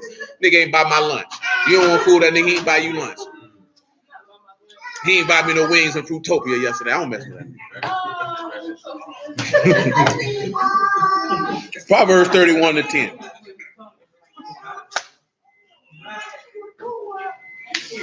It said, who can find a virtuous woman, for her price is far above rubies. Now let's look at that word for price. And of course, we've been through this here a couple times, even though we really ain't focusing on, because I'd have to roll this into another part in regards to show the comparison. Because when you look at Romans chapter 7, he makes a statement, and we might look at it before we get up out of here, so you can kind of see the difference between New Yasharal and Babylon. Because see, old Yasharal is a whore. New Yasharal is supposed to be a chaste woman.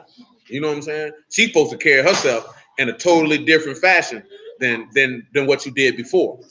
Because y'all should know, what's the one thing a high priest can't do? Well, what's one of the one things a high priest can't do? He can't marry no hoe.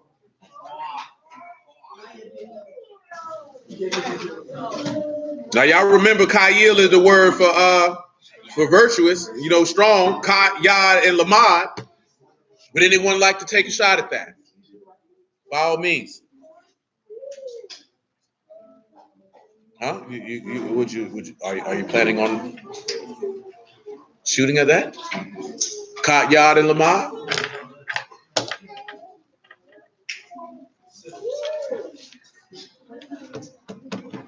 No, you look like you ain't trying to bust a move. Or is you doing it in your brain? I got something for it. Well, go ahead and share. I'm trying to figure out what I want to put together. Very well. So it's Smooth. I'm definitely gonna go with lead for the shepherd staff. Lead. I can dig it.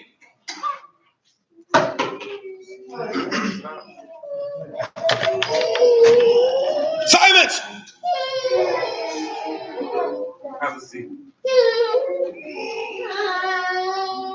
That's Kat, Yad, and Lamad, y'all, for the word Kayil, which is the word for virtuous, which means to be strong. For those on the stream, if you'd like to come up with something like that. I would say she's separated to you, and she's led by the right hand. And I would accept that, because that's what makes her a virtuous woman. That's what makes her a gracious woman. Her separation has come because she's allowing. In 1 Corinthians 11:1, it says that the head of the woman is who? The man. The head of the man is Hamashiach. The head of Hamashiach is Elohim, his Abba. So what makes a woman strong is her ability to be led by a man who is led by the shepherd. You know what I'm saying?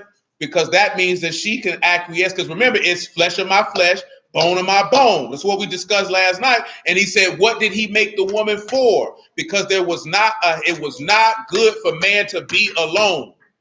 He said, let me find a helpmeet sufficient for him.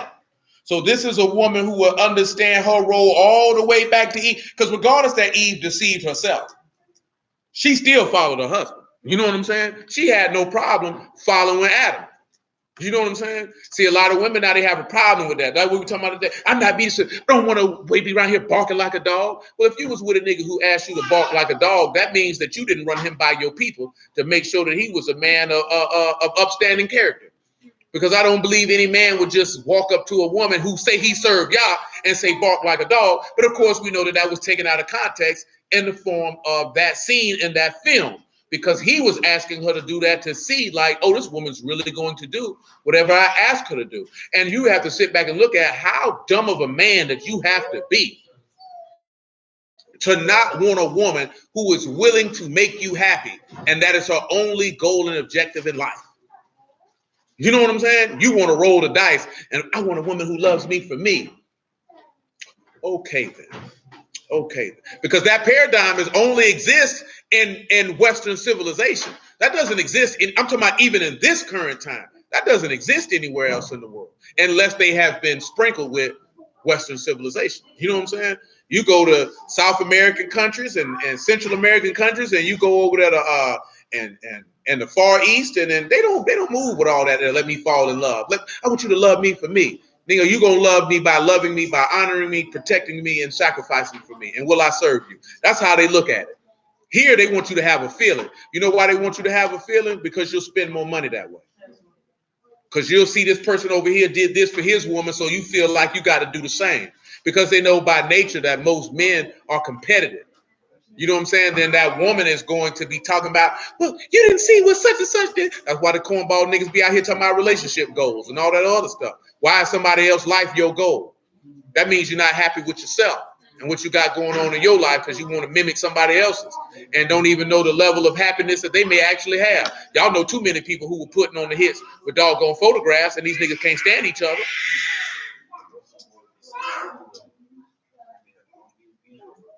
No, a lot of women don't. A lot of women just want to be able to say that they have a man. A lot of men are in relationships so they won't be living at the homeless shelter. You know what I'm saying?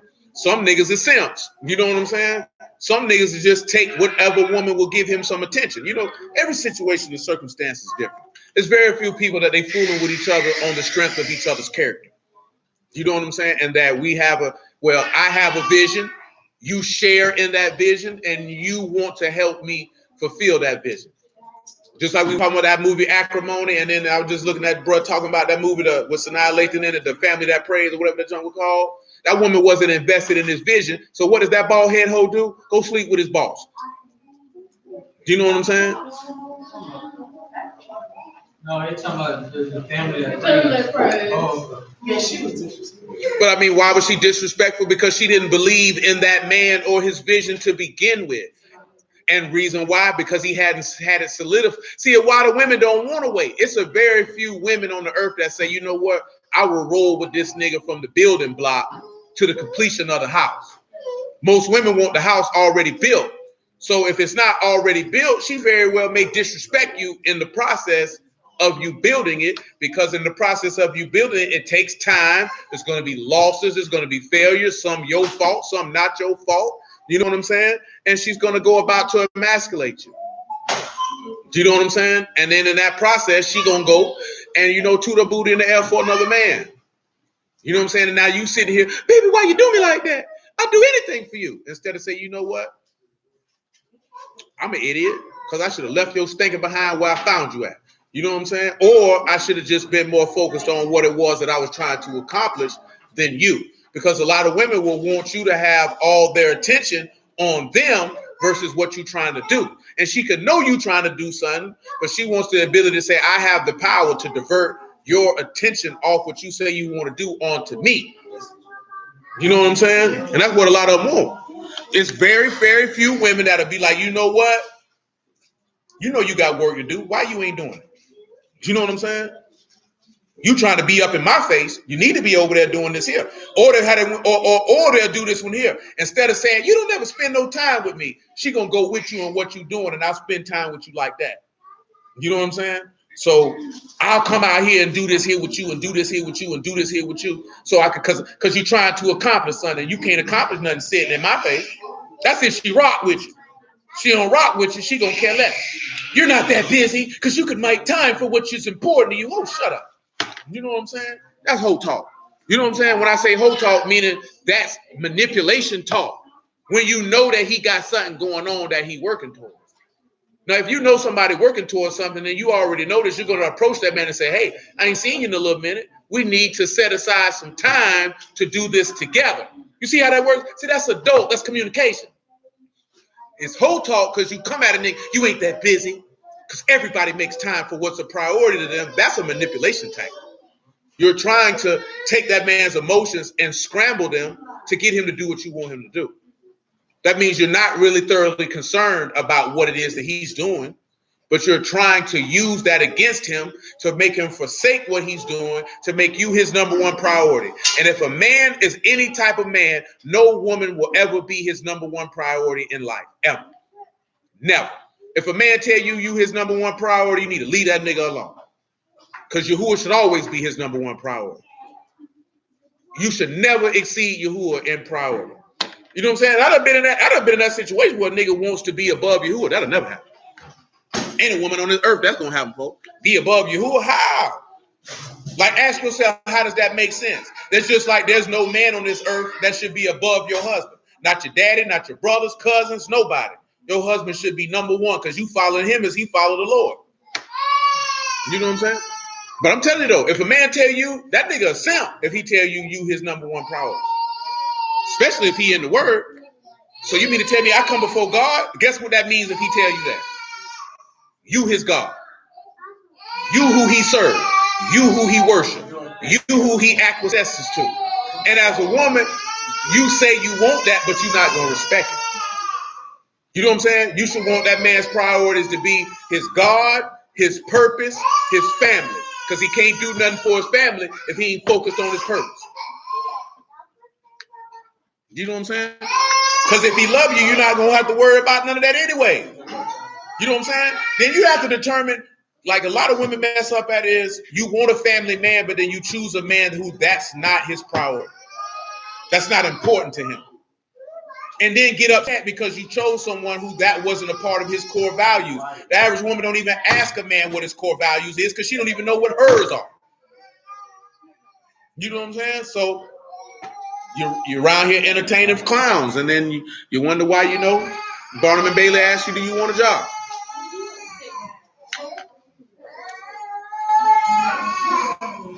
But 31 and 11. Listen to the next thing it says, right? It says, the heart of her husband do safely trust in her, so that she have no need, that he have no need of spoil. Now, of course, Yahuwah doesn't need you. He doesn't need you for us to trust him. You know what I'm saying? Because he ain't worried about you taking nothing from him.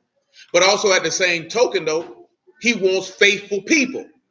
You know what I'm saying? What does it say? In Revelation 17 and 11, it tells you a description of the people who are with Yahushua. They say they call chosen and faithful. Because if you're faithful, then I know that you'll never go against me. See, let's go to Romans 7 right now. See, that's the key point what a lot of women don't realize. Does your husband feel like he can trust you with his heart? That you would never spoil him? That you would never take nothing from him? Because see, a lot of women say he won't open up to me because he don't trust you. So then you got to ask yourself, what is it that you're doing that causes him not to trust you?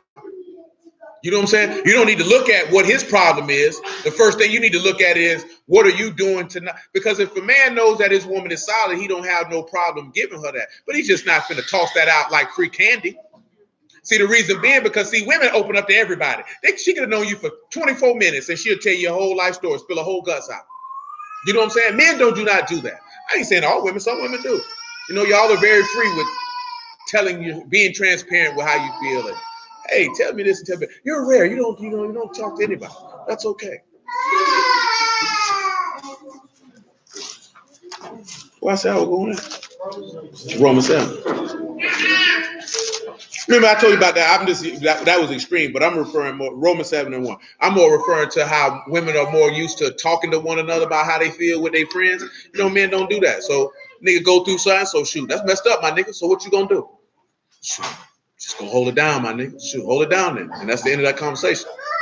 You know what I'm saying? Because if ain't nobody coming with no solution about it, nigga don't really want. I ain't saying it's right. I'm just saying that dudes ain't trained in that fashion. Niggas ain't finna sit around and have an emotional powwow. Just not finna do that. They're not finna do that. Yeah, when you young, you know what I'm saying? It depends on what it is that an individual is going through. You know what I'm saying? But for the most part, women from an early age, y'all sit around and you talk about how you feel. You talk about experiences. You talk about your relationship. Men don't sit around and do that. Be like, boy, I seen you got your new one. Yeah, bro, she straight, my nigga. You know what I'm saying?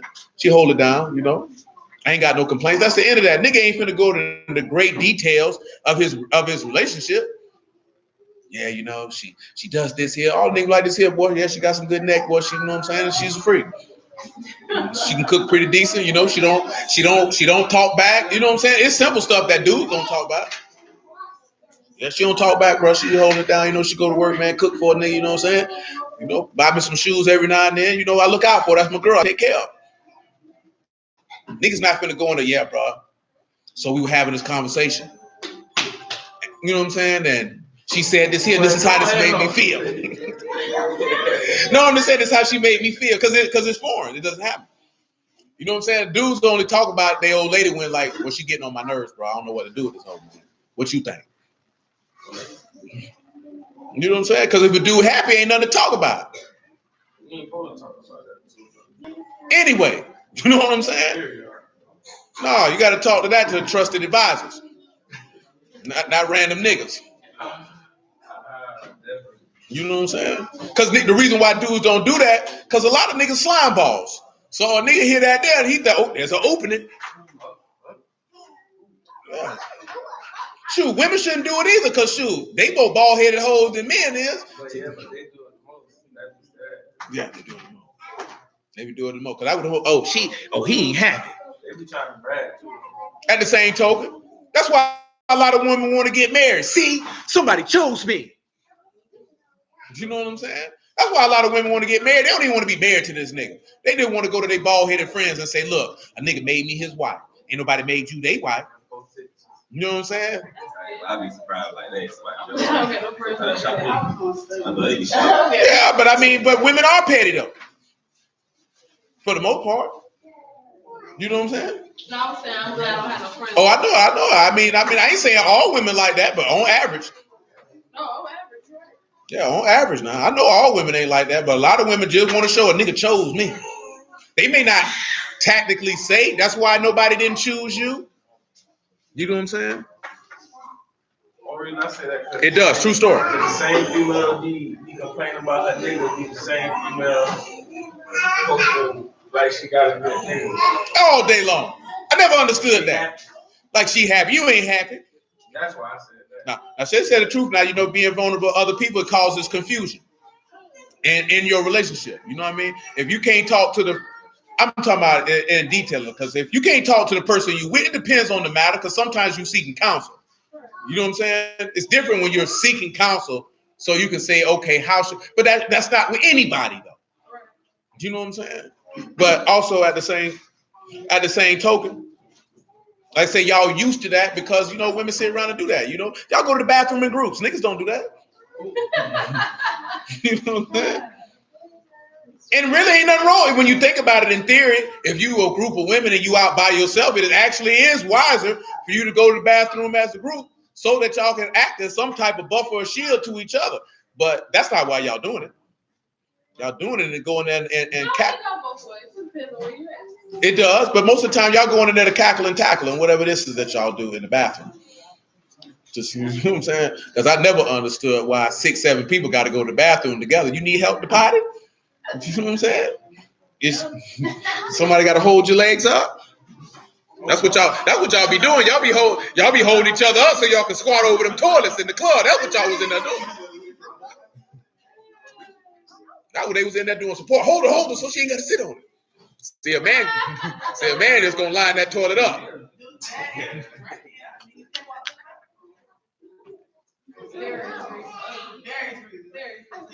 Well, let us know. Clue us in.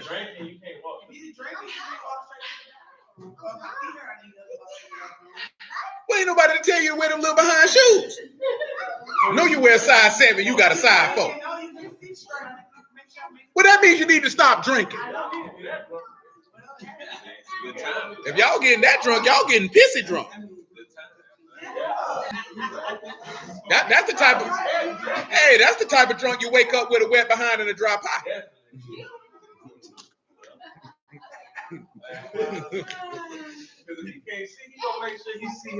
He gonna see his way. Now I would never own that. If she blacked out that type of drunk, nigga don't want that.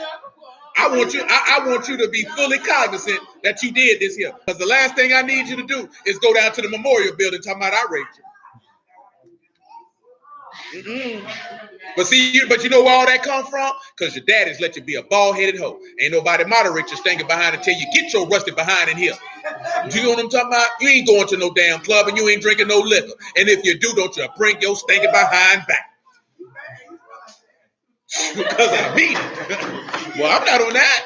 Who? Well, when I first came home from prison, little mother had on some hot shorts on. I looked her dead in the face and said, you ought to be ashamed of yourself. I'm disgusted and walked off. Straight up. I don't know what she was, but I meant what I said. And I said what I meant. We raised no whores. And I'm like, Mama, why you got her dressing like this? She looking at me crazy. This is not acceptable. I ain't been going that long. You know what I'm saying? I come back, she out here half naked. Shoot, I left here, she wore hoodies and pants. Now she got tattoos and thighs out. I'm not comfortable with this.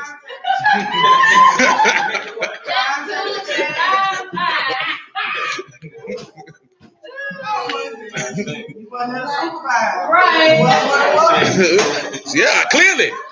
And I was appalled. But thank the Lord for the word. Because now buffers is. You know what I'm saying? You know what I'm saying? Lil Muffin's an honorable woman now. That nigga said that's a mixtape. No, I wasn't mad. I just was disgusted. I was disgusted at the dalliance that was being allowed. I was not comfortable with it, and I made sure that I stated how I felt and went about my business. You know what I'm saying? I don't care how nobody feels. I told her and my man. You know what I'm saying? I don't like it. Period. You know what I'm saying? I had no problem with that. I mean, she was only 17, 18 years old. She only did what my mama allowed her to do. That's what the boys like. She was messing with old Cito then.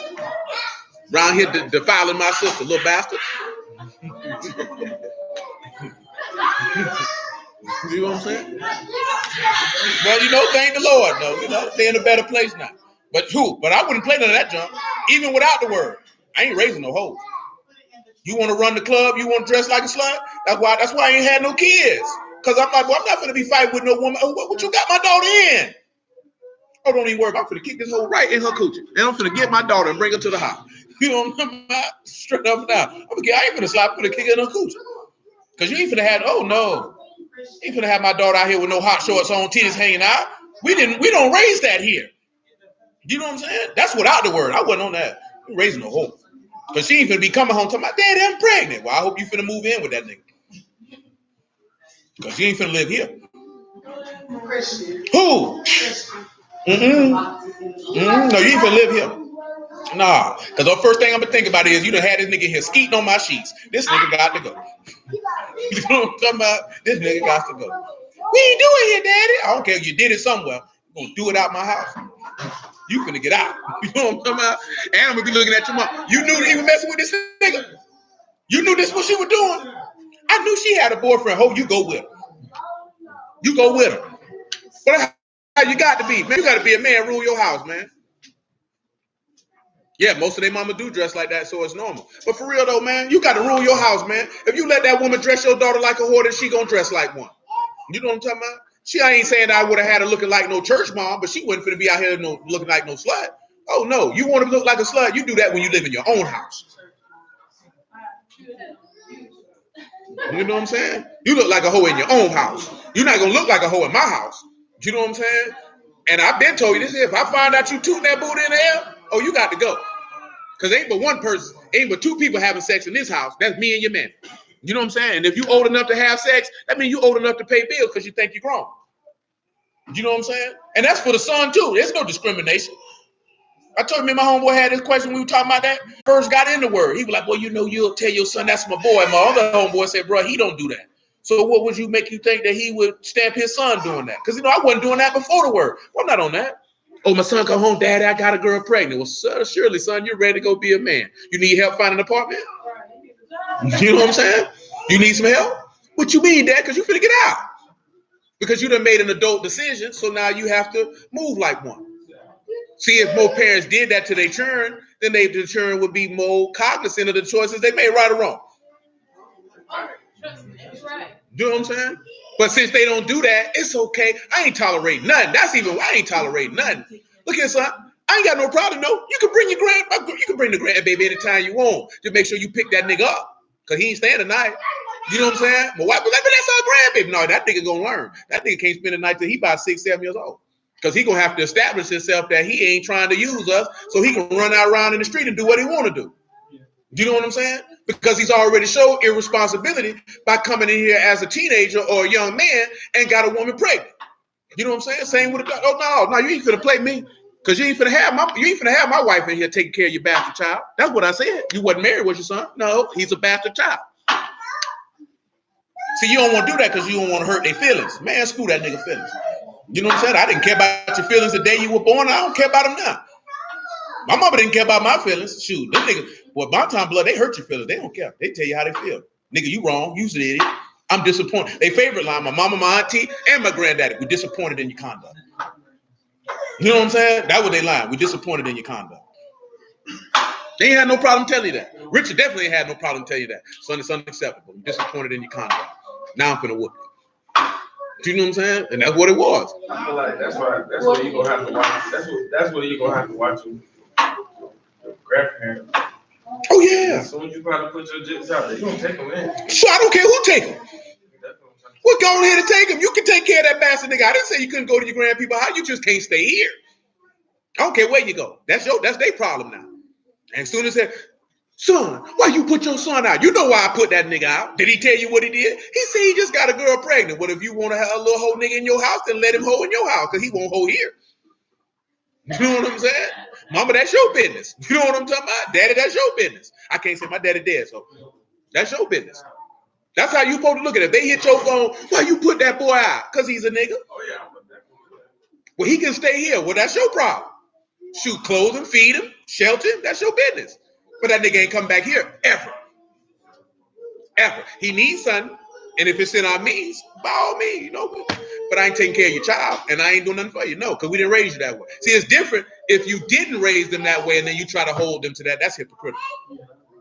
But if you raise them that way, oh no, I don't want to talk.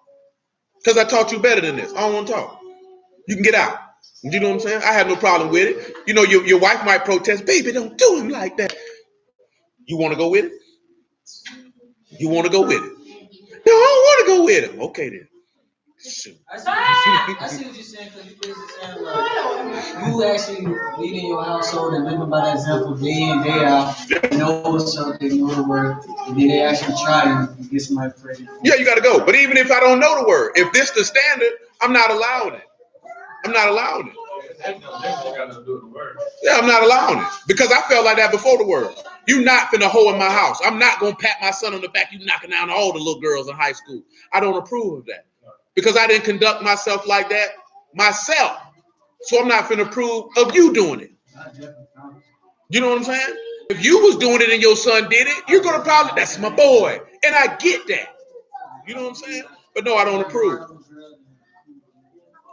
You know what I'm saying? And then on top of that, I already know the biggest key to whoredom in young women is the lack of a male figure in their life that they knew that loved them. So I'm not going to allow my daughter to gallivant and like a whore. So that also means that I'm not going to choose a woman who conducts herself in that fashion to procreate with. Because if she dresses like a hoe, then I can't be upset if she allows my daughter to do that. Because I already knew that that's what she was on. That's why I never understood dudes who get with it. You need to cover up. Well, you already knew that's what she was on when you met her. So you can't try to turn this hoe into what you want her to be, because now you're in your feelings because you don't want nobody else to have physical relations with her. You know what I'm saying? She is who she is. If you put the standard out there and she doesn't want to amend to it, then you leave her alone. You don't frustrate yourself. You got to stop dressing like this. You got to stop. No. You just out of, you know, it was nice meeting you, you know, shared a couple nice dates, few memories here, you know, but I gotta jump in my car and go home. You know what I'm saying? I'm not calling you again. I appreciate it. Same token as, don't get mad at a man that doesn't have a desire to be a father and do the things the fathers do. If you've seen it, that's what he owned from the jump street. If you want a strong male figure to raise your children, because that's what they talk about in the wild, that and intrinsically that women look for certain things, and this is who I want to procreate with. It's a natural thing. Like if they see a man of strength, her natural instinct is, I want to have his children. You know what I'm saying? Because they know what he's going to do for her children. See, now these hoes don't care. Shoot, these men don't care. They just have kids with anybody. You know what I'm saying? And then complain. If you want a nurturing woman, then you need to pay attention. Does she have nurturing qualities? If she doesn't have nurturing qualities, you can't get mad at her for not possessing what you already knew that she did not possess. You know what I'm saying? And that's why it's important to actually have real communication and real conversation. Know how people was raised. You know what I'm saying? Know how their parents and their family members treated them. See their outlook on children. See, do they even like? You have people who have kids don't even like kids. You know what I'm saying? Like they don't even like children. You know what I'm talking about? So that's not a conducive environment to raise up a functional adult. And that's what you sit back when you look at this virtuous woman. Hold on. Kira says she's concerned if Trey Daddy gonna take him to the strip club so he can lose his virginity. Genuine concern. Genuine concern. Romans 7:1.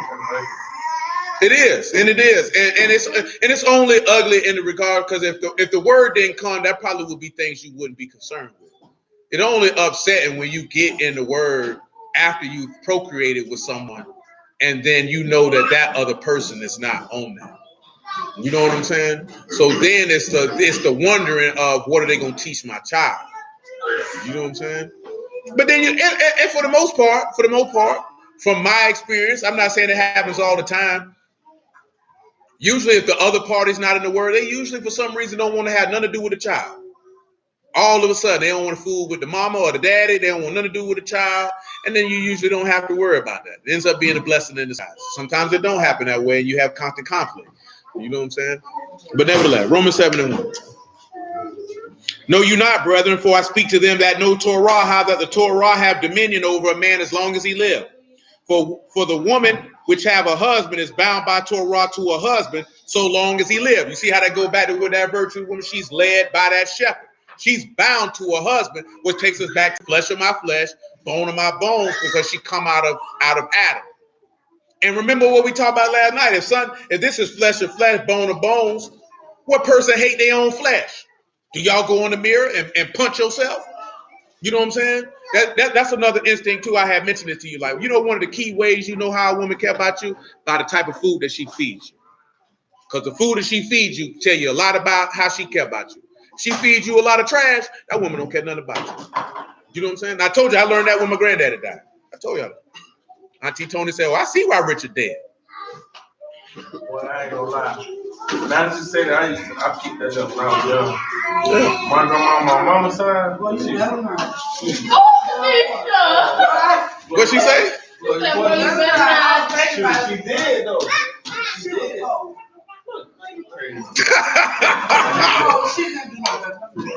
Look at you, trying to take the average woman, trying to take up. What she was around there cooking, man? She's a cook.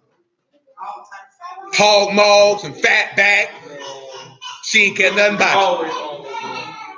Yeah, well, Every day. with butter and grease, every day.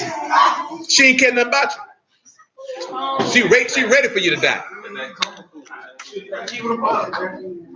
No, because if a woman care about you, and I'm not talking about the frequency of cooking, but it's what she's cooking. I don't think they really, at that time, I don't think they had the information that we got now. Oh, think they did. That's why I said that, because when I went to my grandma, Oh, they knew. Still living, well, salmon, I had never had no salmon time with us.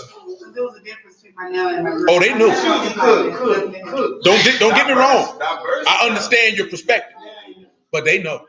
They know feeling cooking the nigga all that grease and all that fat and all that lard was detrimental because too many of their peers were dying from it. Yeah, that's why she gone. They know. Ain't that done every single day? And my other grandma live and kicking. Just went rolling last night. Don't eat none of that stuff. Don't eat that stuff. I ain't never seen her fry a piece of chicken. Because based off of where you was raised and what they family cooked. some women just genuinely like, I don't care if this nigga died. Because the reason being is we talking about a video what I told you about with the lady Muhammad lady. The woman is in control of the health of everybody in the house because she is the primary preparer of the meals. I mean, I guess that's in focus. I think about, okay, when you grow up, like I remember I had a lunch insurance, and not lunch. I mean, so I feel like maybe she had financial needs, so that's all they do cook. Crap. I mean, my mom's mom had no money. Came up, wasn't nobody there but us. That's all she had to Dad was do. 300 pounds. Man, that be the cat. They don't be caring about that nigga.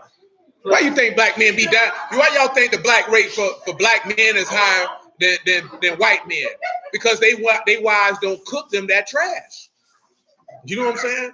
We feel like you supposed to. And if a nigga you know what a lot of black women will say when you tell them, hey baby, I don't want to eat all that grease-laden food and pork chop. Well, people in my family ate it and everybody just fine. Because you want to kill me, ho. That's what you want to do. You want to kill me. Subconsciously, that's what it was. Yeah, I want to kill you. And whether it's conscious or not is not the point. The point is that you know how this woman feel about you by the quality of food that she gives you. Because if she wants you to be alive, she gonna give you food that's gonna make sure you be alive. You know what I'm saying? Just period, point blank. Because all you have to do is look at that culturally. Not just sit back and look at it in a vacuum, but actually look at other cultures and see why do their men live longer than you. Now, we know one aspect of it is you disobedient to Yahuwah. But then when you look at it on a natural aspect, why are these men living longer than you? And it's going to be tied to one particular thing, the food that you put in your mouth. You know what I'm saying? Yeah, you can, but you ain't taking care of yourself if you're eating crap. She's supposed to be taking care of you. We ain't talking about just cooking crab. We ain't talking about cooking unclean foods. If you always throwing fried chicken in my face and macaroni and cheese, nigga, you trying to kill me.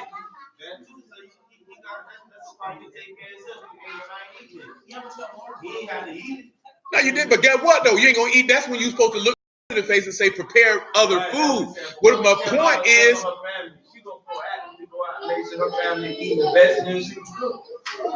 That's what we're saying. Yeah, so like if you know your food not healthy, what are you doing to make sure your family getting a balance meal? You supposed to be the person that's seeking it. You over that. That's why he's saying he's supposed to let his wife know that. Yeah, but you would already, but I'm saying, you let her know, but when you see that, you seeing how she feels about you. She's not doing it on her own to make sure you're eating good meal. No, I had said that from the jump street. She doesn't care about you. If you don't care about yourself, yeah, but I'm saying, but if a woman, because remember, she is the primary preparer of the meal. So that means she don't care about the husband or the kids. Why you think you seen all them fat behind children out there at that water park?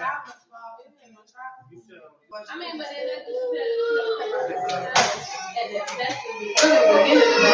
always getting them children little Debbie snacks. Stop getting them children that processed food. You know what I'm saying?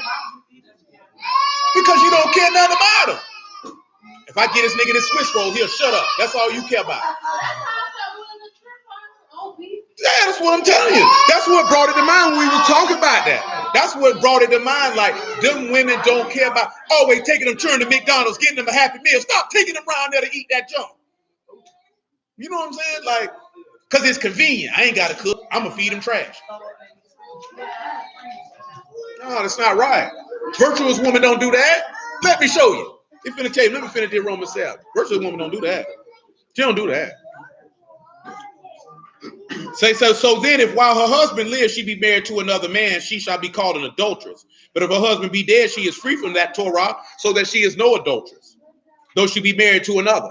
Wherefore, my brethren, you will also become dead to Torah by the body of a Mashiach, that you should be married to another, even to him who was raised from the dead, that we should bring fruit under Elohim, which means you're a new creature. See, in 2 Corinthians 11:1, let's look at it real quick, and then we come back to Proverbs. I mean, that's going to be a hard pill to swallow, but I'm telling you, go look at the numbers. Black men die faster, die younger than every race of people in this country. And that junk is tied to the diet. Do you know what I'm saying? That's no longer an excuse. I mean, it is, because it seems like... No, it's no longer an excuse. That's not an excuse. The nigga go to the restaurant. When you go to the restaurant, don't you get steak? Don't you eat good food when you go out to eat? I mean, yeah, but I'm saying other people still be stuck in that mindset. No, it's not. No, we ain't saying stuck in that mindset. Because see, what you talking about is fat back and swine. We passed that. You can walk in some black people's house and open up that pantry and ain't nothing in there but processed food. You can open up that freezer and see ain't nothing in there but processed food. Now, who went grocery shopping? That woman went grocery shopping. So she knew full well what she was buying when she bought it. She know full well them children can't live off of eating Swiss rolls, cookies, and cakes. Giving these niggas hungry man dinners. It ain't about that. They picking up stuff at the store, and they passing my stuff that's good. And you know why they pass? You know why they picking up that stuff versus the stuff that's good? Because I don't have to do any work to prepare it. See, I don't want to do the work. So because I don't want to do the work, I really don't care about nobody in this house but me, because it's an inconvenience to me. No, you should have figured that out before you married her. See, you the jackass for marrying her. You see what I'm saying? That's how that works. Because if you want a certain thing, you need to seek that out before you do it. Do you know what I'm saying? You need to seek that out before you do it. You know how easy it is to look at a woman and say, you know what, if we get married, I want you to cook. And this is what I want you to cook. I don't eat this, I don't eat that. Don't make me this, don't make me that. If she bought, that's not the woman for you. You know how many women look at me crazy? You don't eat pork, you don't eat fried food. No, ho, I don't. You know what I'm saying? I ain't never met a nigga that don't like fried chicken. Well, you met one today. Because I don't like it. You know what I'm saying? I prefer mine baked to grill. That is my preference. When I eat fried chicken every blue moon, I don't like it. I taste the grease. It's disgusting to me. You know why? Because my mama almost had congestive heart failure in 1997. They thought she was going to die, and they told her she had to change the food she was eating. So she changed what she made for us. So therefore, it changed what I desired to eat. Why? Because she was going to die. So she had to. You know what I'm saying? So then because of that, I don't want to eat this and I don't want to eat that. Now I lift weights. There's certain things I don't want to eat that. You know what I'm saying? Well, I eat a Debbie snack every now and then. Absolutely. I used to eat 4 or 5 a day in my youth.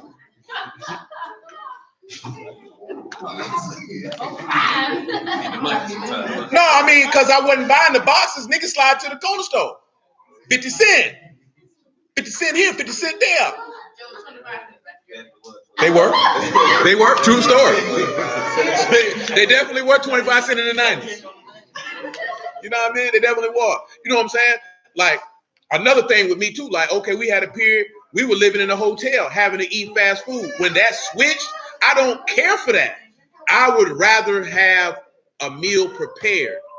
Depending on, now it's depending on where I slide at, I'll spend a little bit more money. I don't want that crap. You know what I'm saying? I don't want to eat that. So I don't want to be with a woman who don't want to cook. Because what good do you do for me? You know what I'm saying? You don't do no good for me. And then I look at it, especially dealing with the word. If you a housewife, you ain't have, there's no reason in the world why you're not cooking 4 to 5 days out the week.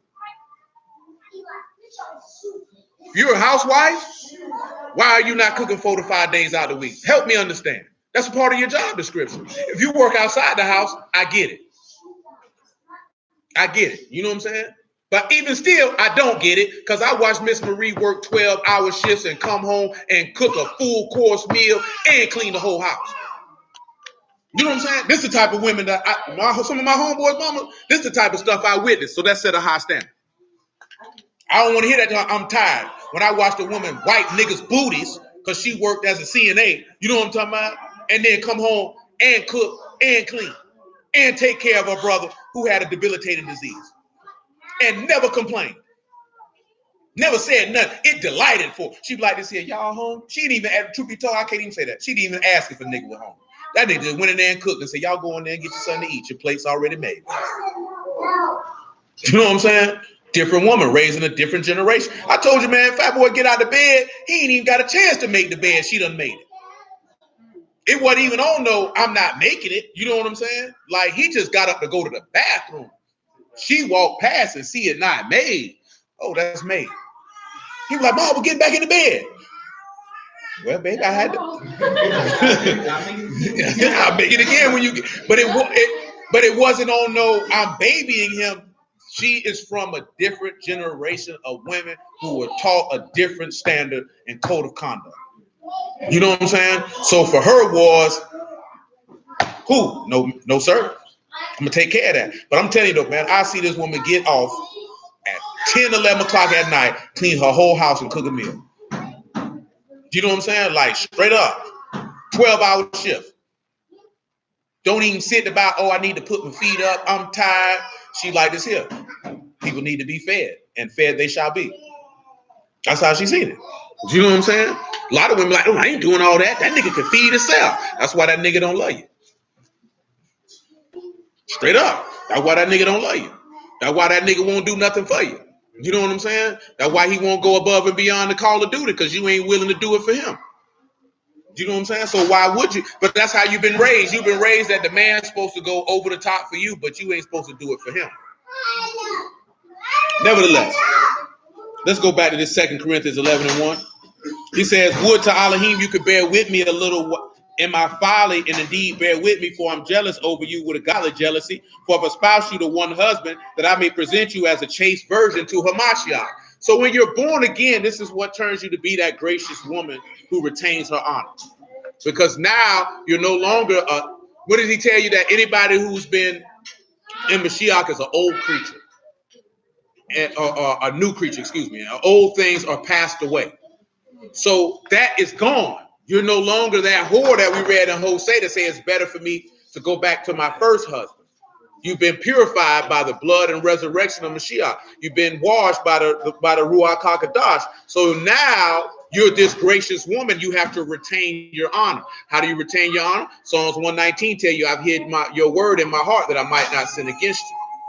So now the word is inside of you. This is how you keep your honor, because Yahushua say, whoever honors me, my Abba will honor. You honor him by doing what it said with that, what it said, being led by that shepherd's staff. That's what separates you to be that gracious woman. And that would mean you would be building your house and not plucking it down. Come on back to Proverbs 30. And of course, we'll get to that, y'all willing, on Wednesday with the comparison between Babylon and Yasharal. But we wanted to deal with just the aspect of a woman and how Yah says a woman. Because see, this type of woman right here is the type of woman that a man will do anything for without deliberation. He's not even going to be worried about it. He's not even going to ask. He's not even going to be concerned, because he knows what type of woman he has. And that harkens back to when we were talking about the things with femininity. A woman can get a lot more out of a man by being a quiet, meek, feminine woman than she will ever be being loud and masculine. You know what I'm saying? This is why Yahuwah stated that by way of Peter, you know what I'm saying, that a quiet and meek spirit is of great price to Elohim. But like we're talking about that woman, man, like this here, I got to talk. See all that wanting to talk? See, that's what the world talk. You need to tell them how you feel, girl. You need to close your mouth. If you know how to close your mouth, you might get more up out of it.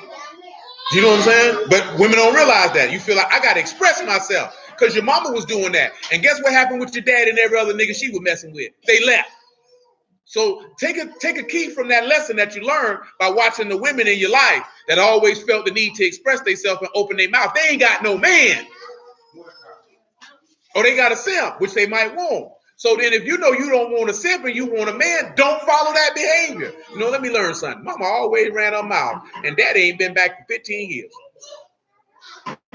I think I'm going to be quiet when my man talk. You might get it. And then again, also the same token, don't get a man that you need to correct, that you have to go through all that. It doesn't make sense.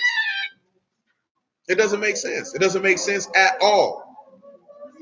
You should be able to get a man that you know that you can safely follow, since you're not getting a man who's being chosen for you. Don't pick a man you know you can't follow. Where we at? Verse 12? No, look at verse 12. Verse 12, right? It says, she will do him good and not evil all the days of her life. This is how this woman is able to continually retain her honor. An example of that, what you would say, would be Priscilla with Aquila, because he was with her. She was with him in everything that he did. The opposite is Sapphira. Y'all know who that is? See, that was a wicked one. You know who Sapphira is? Sapphira was the wife of the man who they hid back a part of the price for the selling of the land in Acts chapter 6 or 5. You know what I'm saying? That was a wicked woman. Why was she a wicked woman? Because if she was willing to do that, clearly her husband wicked too, because they conspired with it together.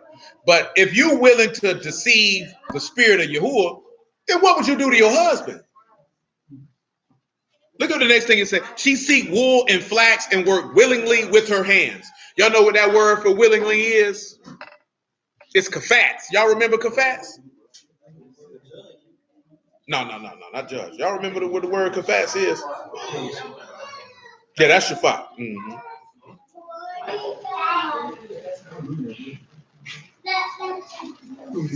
That's the word for delight, good pleasure. So she loves to work in regards to things for her household, which we're going to get to that in a minute about not loving to work. You know what I'm saying? So a virtuous woman delights to do things for her house. And that's why I mentioned Miss Marie. That's how she was. She delighted to do things for her household. It wasn't a job to her. You know how people tell you, if you love what you do, you never work a day in your life. Well, if a woman loves to take care of her family, then that is not work to her. You know what I'm saying? This is what I delight to do. I have a longing to serve my children and my husband. Because when they're happy, I'm happy. That is an older school frame of thought that does not exist in this present generation. That doesn't exist right now. You know, truth be told, with these modern women, you will probably get mocked and ridiculed if you say, oh yeah, I love to do that for my husband. Well, what'd he do for you? Well, he takes care of me, for one. You can take care of yourself. I could, but that's why I have a husband. Do you know what I'm saying? He protects me. Well, you can protect yourself. I could, but that's why I have a husband. And he leads me and he teaches me. Well, you can teach yourself. And that's when you have to stop. See, that's why you're alone, Hope. See, there's things that my husband can teach that I could never learn on my own. That's why I chose him, because he's an honorable man, a righteous man, has a large amount of intelligence, and he directs the family in justice and righteousness and goodness and honor. See, I'm not stupid like you, because one thing about it, right, and most of y'all know this, and most of y'all may not have friends like this, you may do. For a lot of women don't like when you got a man and y'all happy, because they not happy. You know what I'm saying? So they will try to throw little seeds of dissension to destroy your relationship so you can be alone and miserable like they are. And once you notice that, you got to cut that hoe off. You know what I'm saying? You got to leave her alone. I say hoe because that's what she is. No woman would do that. You know what I'm saying? If she really your friend, she going to be happy that you happy. And if she really your friend, she going to give you counsel to make sure that your marriage or relationship becomes happy if you're not in a good space. You know what I'm saying? You have to watch women like that, man. 9 times out of 10, she wants your man or she wants you to be alone like she is. You know what I'm saying? Because everything that's stated here is how you'll keep a man and how you'll be honored in heaven on top of that. Let's look at verse 13, though. Verse 14. She's like a merchant ship. She bring her food from afar. She rides also while it is night and give meat to her household and portion to her maidens. Now, we didn't talk about that before. Now, you have to do what's contingent in your house. But notice she said maidens. So that means she had servants. So that means that this woman was willing to get up while it was dark to prepare food for her household. She didn't have no problem with that. We could also look at this here. What is the first thing you sit back and you talking about this scripture? She rises also while it is yet night to give meat to her household and portion to her maidens. Who can give me some gospel for that? I can give you some, but can you give me something for it? Because that's gospel right there. That's gospel right there. That's what you got right there. That's gospel right there. Did not Yahushua rise up while it was night? And he gave meat to his household? Because he said, did not hearts burn within us while he opened up churches? And a portion to her maidens. See, that's gospel right there, slid it in. You can also sit back and look at it. He said he's like a merchant ship, bring her food from afar. Because where did Yahushua come from? He came from heaven to come bring this bread of life. Let's drop down to about verse 15, where we at. Well, verse 16. She considered a field and buy it with the fruit of her hands. She planted a vineyard. There's more gospel. Who can identify? I'm not going to grab the scripts because we're running long. But y'all willing, we'll come back and do that again. That boy killed me with that. Is this not? You cry like that, it'd be tears falling. I know it. He sounds like Chewbacca. That's gospel right there. Who can identify how that's gospel? And remember, these key points of what we're looking at is Yahushua was a gracious woman who retained honor because he was favored. He retained his honor because he maintained to the word. Only reason we saying that because he was what? Male and female at the same time. So the aspects that women experience, he had to experience that as well. That is how he's able to have compassion on them that are out the way. Why? Because male and female created he them. We see that in the law in Genesis 5. Didn't he say male and female created he them? A lot of dudes say, oh, that means he made two different people. No. That means that he always intended on taking Eve out of Adam. That's why he said male and female created he them. Because he already knew he was going to take the woman out of the man. You know what I'm saying? So he already knew that he was going to take Yasharal out of the son. So that they could be, because you can't become a son without being in the son. Does that make sense? So this is the reason why you have to have that type of tender love and care with your spouse. And this is why the woman is supposed to serve her husband in the fashion that she's ordained to do. You know what I'm saying? And this makes a harmonious relationship. And as I've told you before, it manifests the kingdom of heaven on the earth. But how do y'all see the gospel in that? She considered a field and buy it. It is a parable in there. It's in Matthew 13.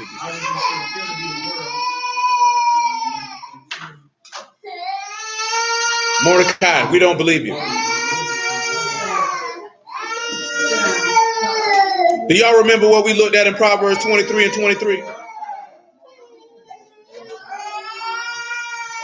Now the word for buy here is lakak. You got the lamad, the kuf, and the kat. So when you see that, you can see how you got the final teaching of the shepherd will separate. Because remember, and it means to buy, to take hand, to seize, to take possession. So you think about when to say the man says he finds a jewel and sells everything he has and buys that land. Let's grab that Matthew 13 real fast. I got a little time.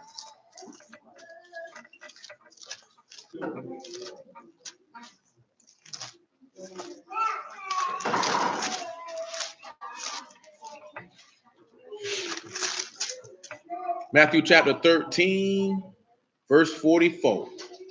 Again, the kingdom of heaven is like unto a treasure hid in a field, the which when a man hath found, he hide, and for joy there go and sell all that he have, and buy that field. Again, the kingdom of heaven is like unto a merchant man seeking goodly pearls, who when he had found a pearl of great price went and sold all he had and bought it. So now we see consider a field and buy it. I think I had the word for considered already queued up. And I do. The word for consider here is zaman. It's to have a thought, to devise a plan, and consider a purpose. You have a zayin and two means. So what would you come up with that? Because if for you to consider a field, that means that you took a thought and devised a plan to purchase this field. Zayin and two means. And then with the fruit of your hands, you plant that vineyard.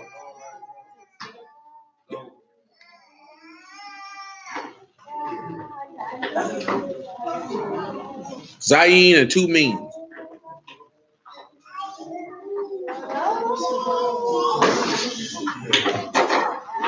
What we got? What it is? Cut, fruit, Harvest. harvest. What you said? Other one? Nourish. See, that's the one I could remember. Because nourish would be probably best. Because what is the nourish? To bring up to maturity or to support. So then when you sit back and you look at, you got two means, so you're nourished by the blood and the water. This is what you have considered. In 1 John chapter 5, let's take a look at it.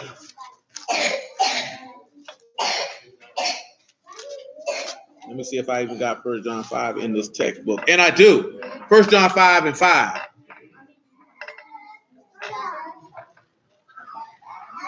And it says, who is he that overcome the world but he that believed that Yahushua is the son of Elohim? This is he that came by water and blood, even Yahushua HaMashiach, not by water only, but by water and blood. And it is the Ruach that bear witness, because the Ruach is truth. For there are three that bear record in Shamahim, Abba, the Word, and the Ruach HaKadosh, and these three are one. And there are three that bear witness in the earth, the Ruach, the water, and the blood. And these three agree in one. Let me ask you a question.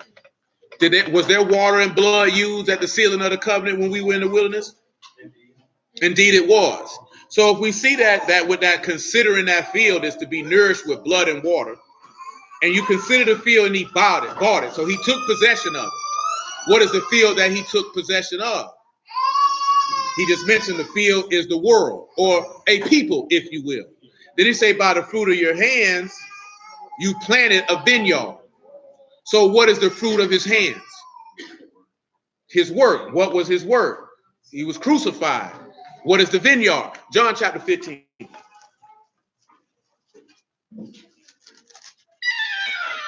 You're going to have to wait, brother. You're going to have to wait. Just give me a second.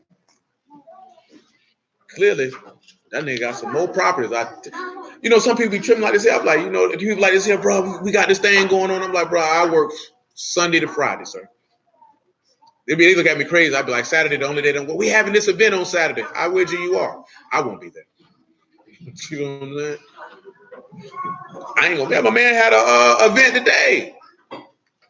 I'm not finna be there. They wasn't doing nothing but teaching something, but it ain't nothing I'm finna learn. Not today.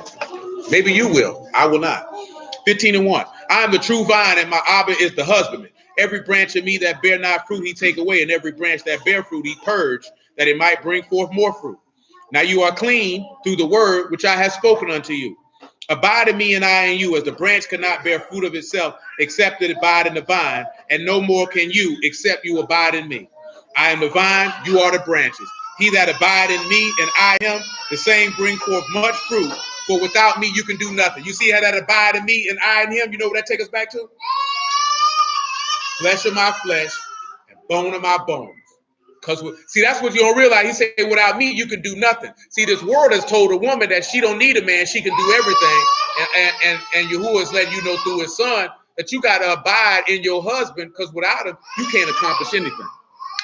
You know what I'm saying? And we have to look at that as we're this chaste virgin, and without abiding in our husband to serve him and to make him happy, we can't do anything. You know what I'm saying? And because we understand the favor that's been bestowed upon us, because this man has saw meat to lay his life down, that you could be married to another, you know what I'm saying? Then you retain your honor by maintaining that favor, by holding fast to the word and walking in it. Like I say, you take this as an aspect of looking at our people and see that this is how a woman is actually literally supposed to conduct herself according to the word. You know what I'm saying? He said, but if you abide not in me, he is cast forth as a branch and is withered, and men gather them and cast them into the fire, and they are burned. So you end up having no protection, nothing to help you. Come on back to Proverbs 31. So that, and remember, if you recall Isaiah chapter 5, he talked about him planting a vineyard, and he said that vineyard was who? Yasharal. So he told you, except the seed fall on the ground and abide alone, but if it die, it bring forth much fruit. He is that seed to plant that vineyard. Oh, that's why he calling me, because somebody's trying to sell the Lexington Hotel for $41 million. I can't do nothing about that right now. You know what I mean? What can I do to help that?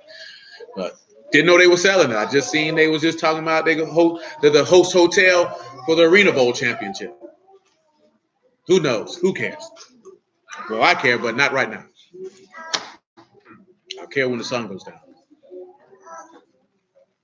Verse 17, look what it says. She gird her loins with strength, strengtheneth her arms. So where do you see her girding her loins with strength at? If we're talking about gospel.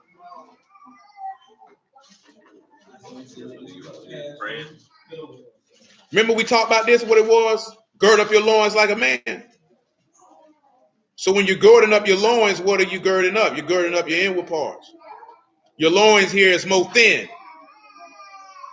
I was thinking about You can look at that. But it was mainly saying what he was talking about, but that would be the strengthening of the arms, because the Malachim came and strengthened. You know what I'm saying? In the garden, they came and strengthened. I mean, that too. But also this shows a woman that she has to gird herself up inwardly and with her arms to maintain to her work, because she is a strong woman. This is what he says. She says she perceived that her merchandise is good and her candle go not out by night. She lay her hands to the spindle and her hands hold the distaff. Listen what it says a virtuous, a strong woman do. She stretch out her hand to the poor. She reach forth her hands to the needy. Do we have gospel for that? We definitely do, because Yahushua definitely fed the poor and the needy. She says she's not afraid of snow for her household, for her household are clothed with scarlet. So you know what that means? She ain't worried about the weather and none of that when it comes down to her house. Notice it said for her household. That means she's willing to do whatever she has to do for her husband and her children and whoever else is in her house. You know, they had handmaids back then. Ain't none of y'all got no handmaids. And even still, with handmaids, that didn't take off the fact that that woman wasn't going to do her job. She didn't look at, I got handmaids, I send in the door. Because at that point, she wouldn't be a virtuous woman. She would just be a woman. You know what I'm saying? She would just be a woman. Virtuous woman taking care of the handmaids and all. Remember what Mary said about, Martha said about Mary? He said, Lord, tell her to come help me serve. He said, you worry about a lot of things. Say, but Mary done chose that best part. That ain't going to be taken away from her. You notice, and we done went over this before in the past couple years back. When you look at how it mentioned all the women in the epistle letters, it always talked about how they served the saints. That was their objective, was to serve. You know what I'm saying? That's it. That's all her objective was to serve. That's all she wanted to do. That's what those women got recognized for. But guess what? This society tell you that's not important. That these women cooked and fed these men or washed these men's feet or did whatever it was that was necessary for them to be as comfortable as possible to do the work of the Lord. These women now don't see it that way. I ain't serving no man. I ain't serving no man. And that's why you ain't got one. Or you don't have one that you respect. Most women don't have a man they respect. And I done told a couple women in my lifetime, they were like, I don't respect him. I say, well, why you with him then? And they still want to be with him. And then they ended up cutting the nigga off and coming back later on and saying, yeah, I should have listened. Yeah, you probably should have. But that's none of my business. You know why they none of my business? Because I ain't come out your coochie and I ain't going in it. So don't make me that bit of difference.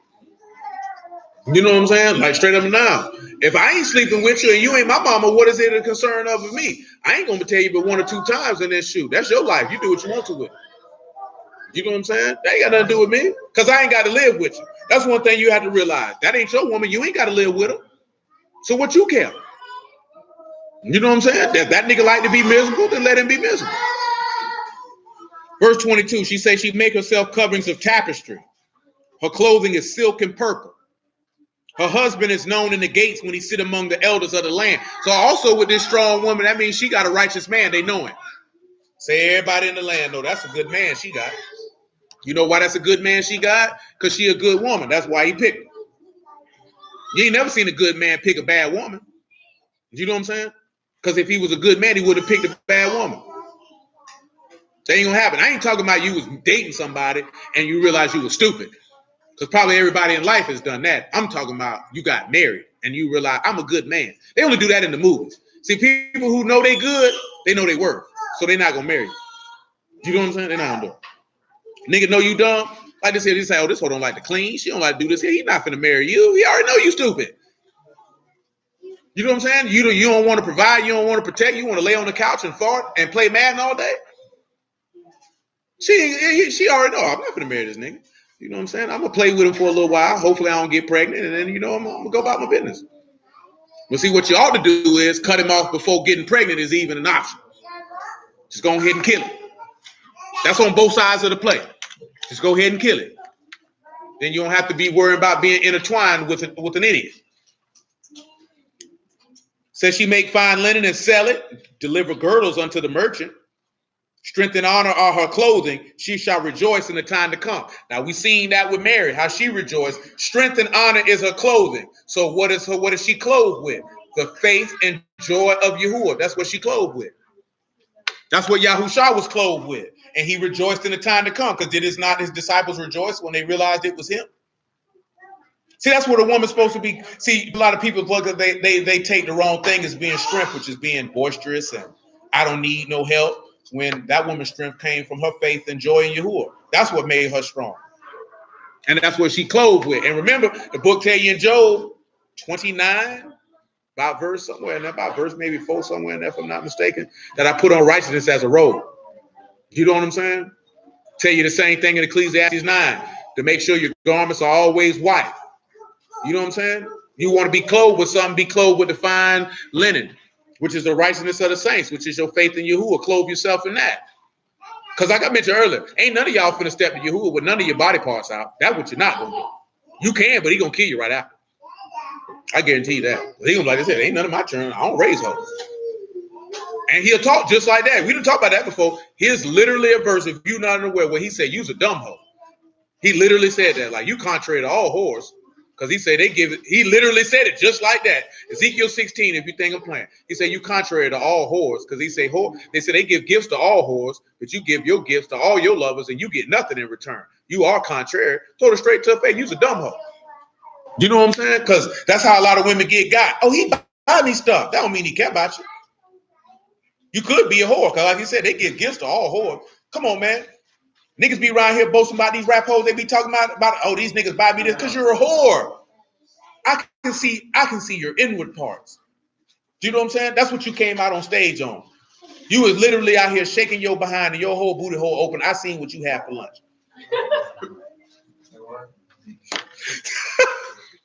I seen it. I'm disgusted and appalled. And niggas be around here like, oh, she's so fine. I'll make her my wife. Why would you make a woman who call herself a male horse your wife?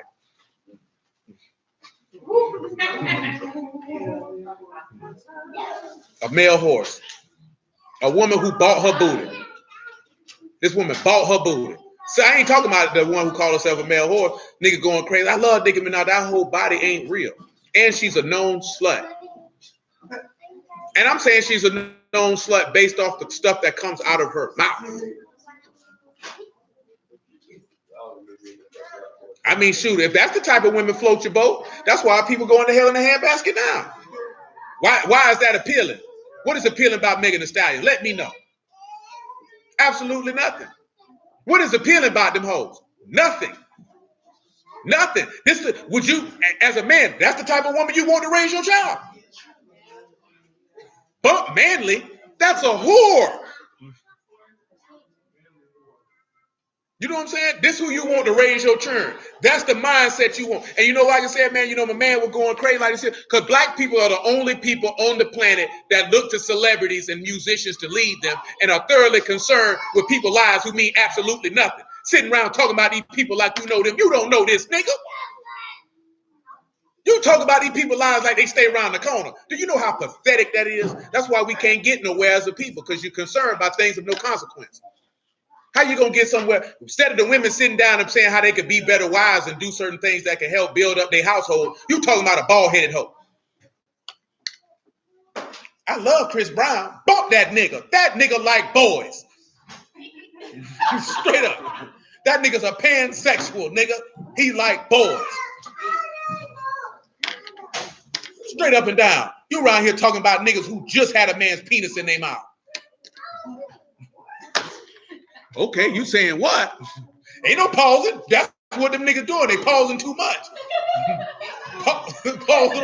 Hey, I can't pause when I'm talking about a nigga's real activities. Nigga literally just had a penis in his mouth. On his head. He telling you what he on. I like boys.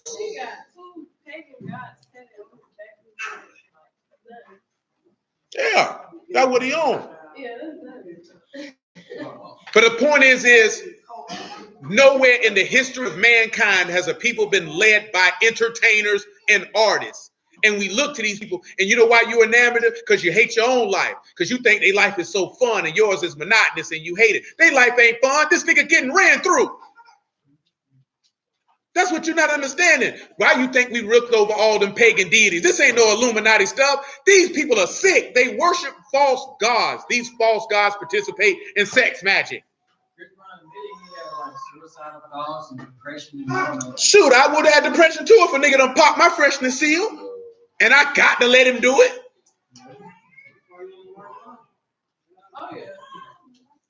You know what I'm saying? Just disgusting. But what I'm talking about is sitting around having conversations about people who mean nothing. How is that productive to your household? How is that productive to your life? That means that your brain is void of anything of substance because you're concerned with folly. That's what I mean. We're too old for that. Especially if we know the word. What I care about what a sinner doing. You know what I'm saying? I don't care nothing. Only reason I know who that hoe is because people who post this bald-headed hoe, this hoe say Megan the male horse. So that means she might have been a man.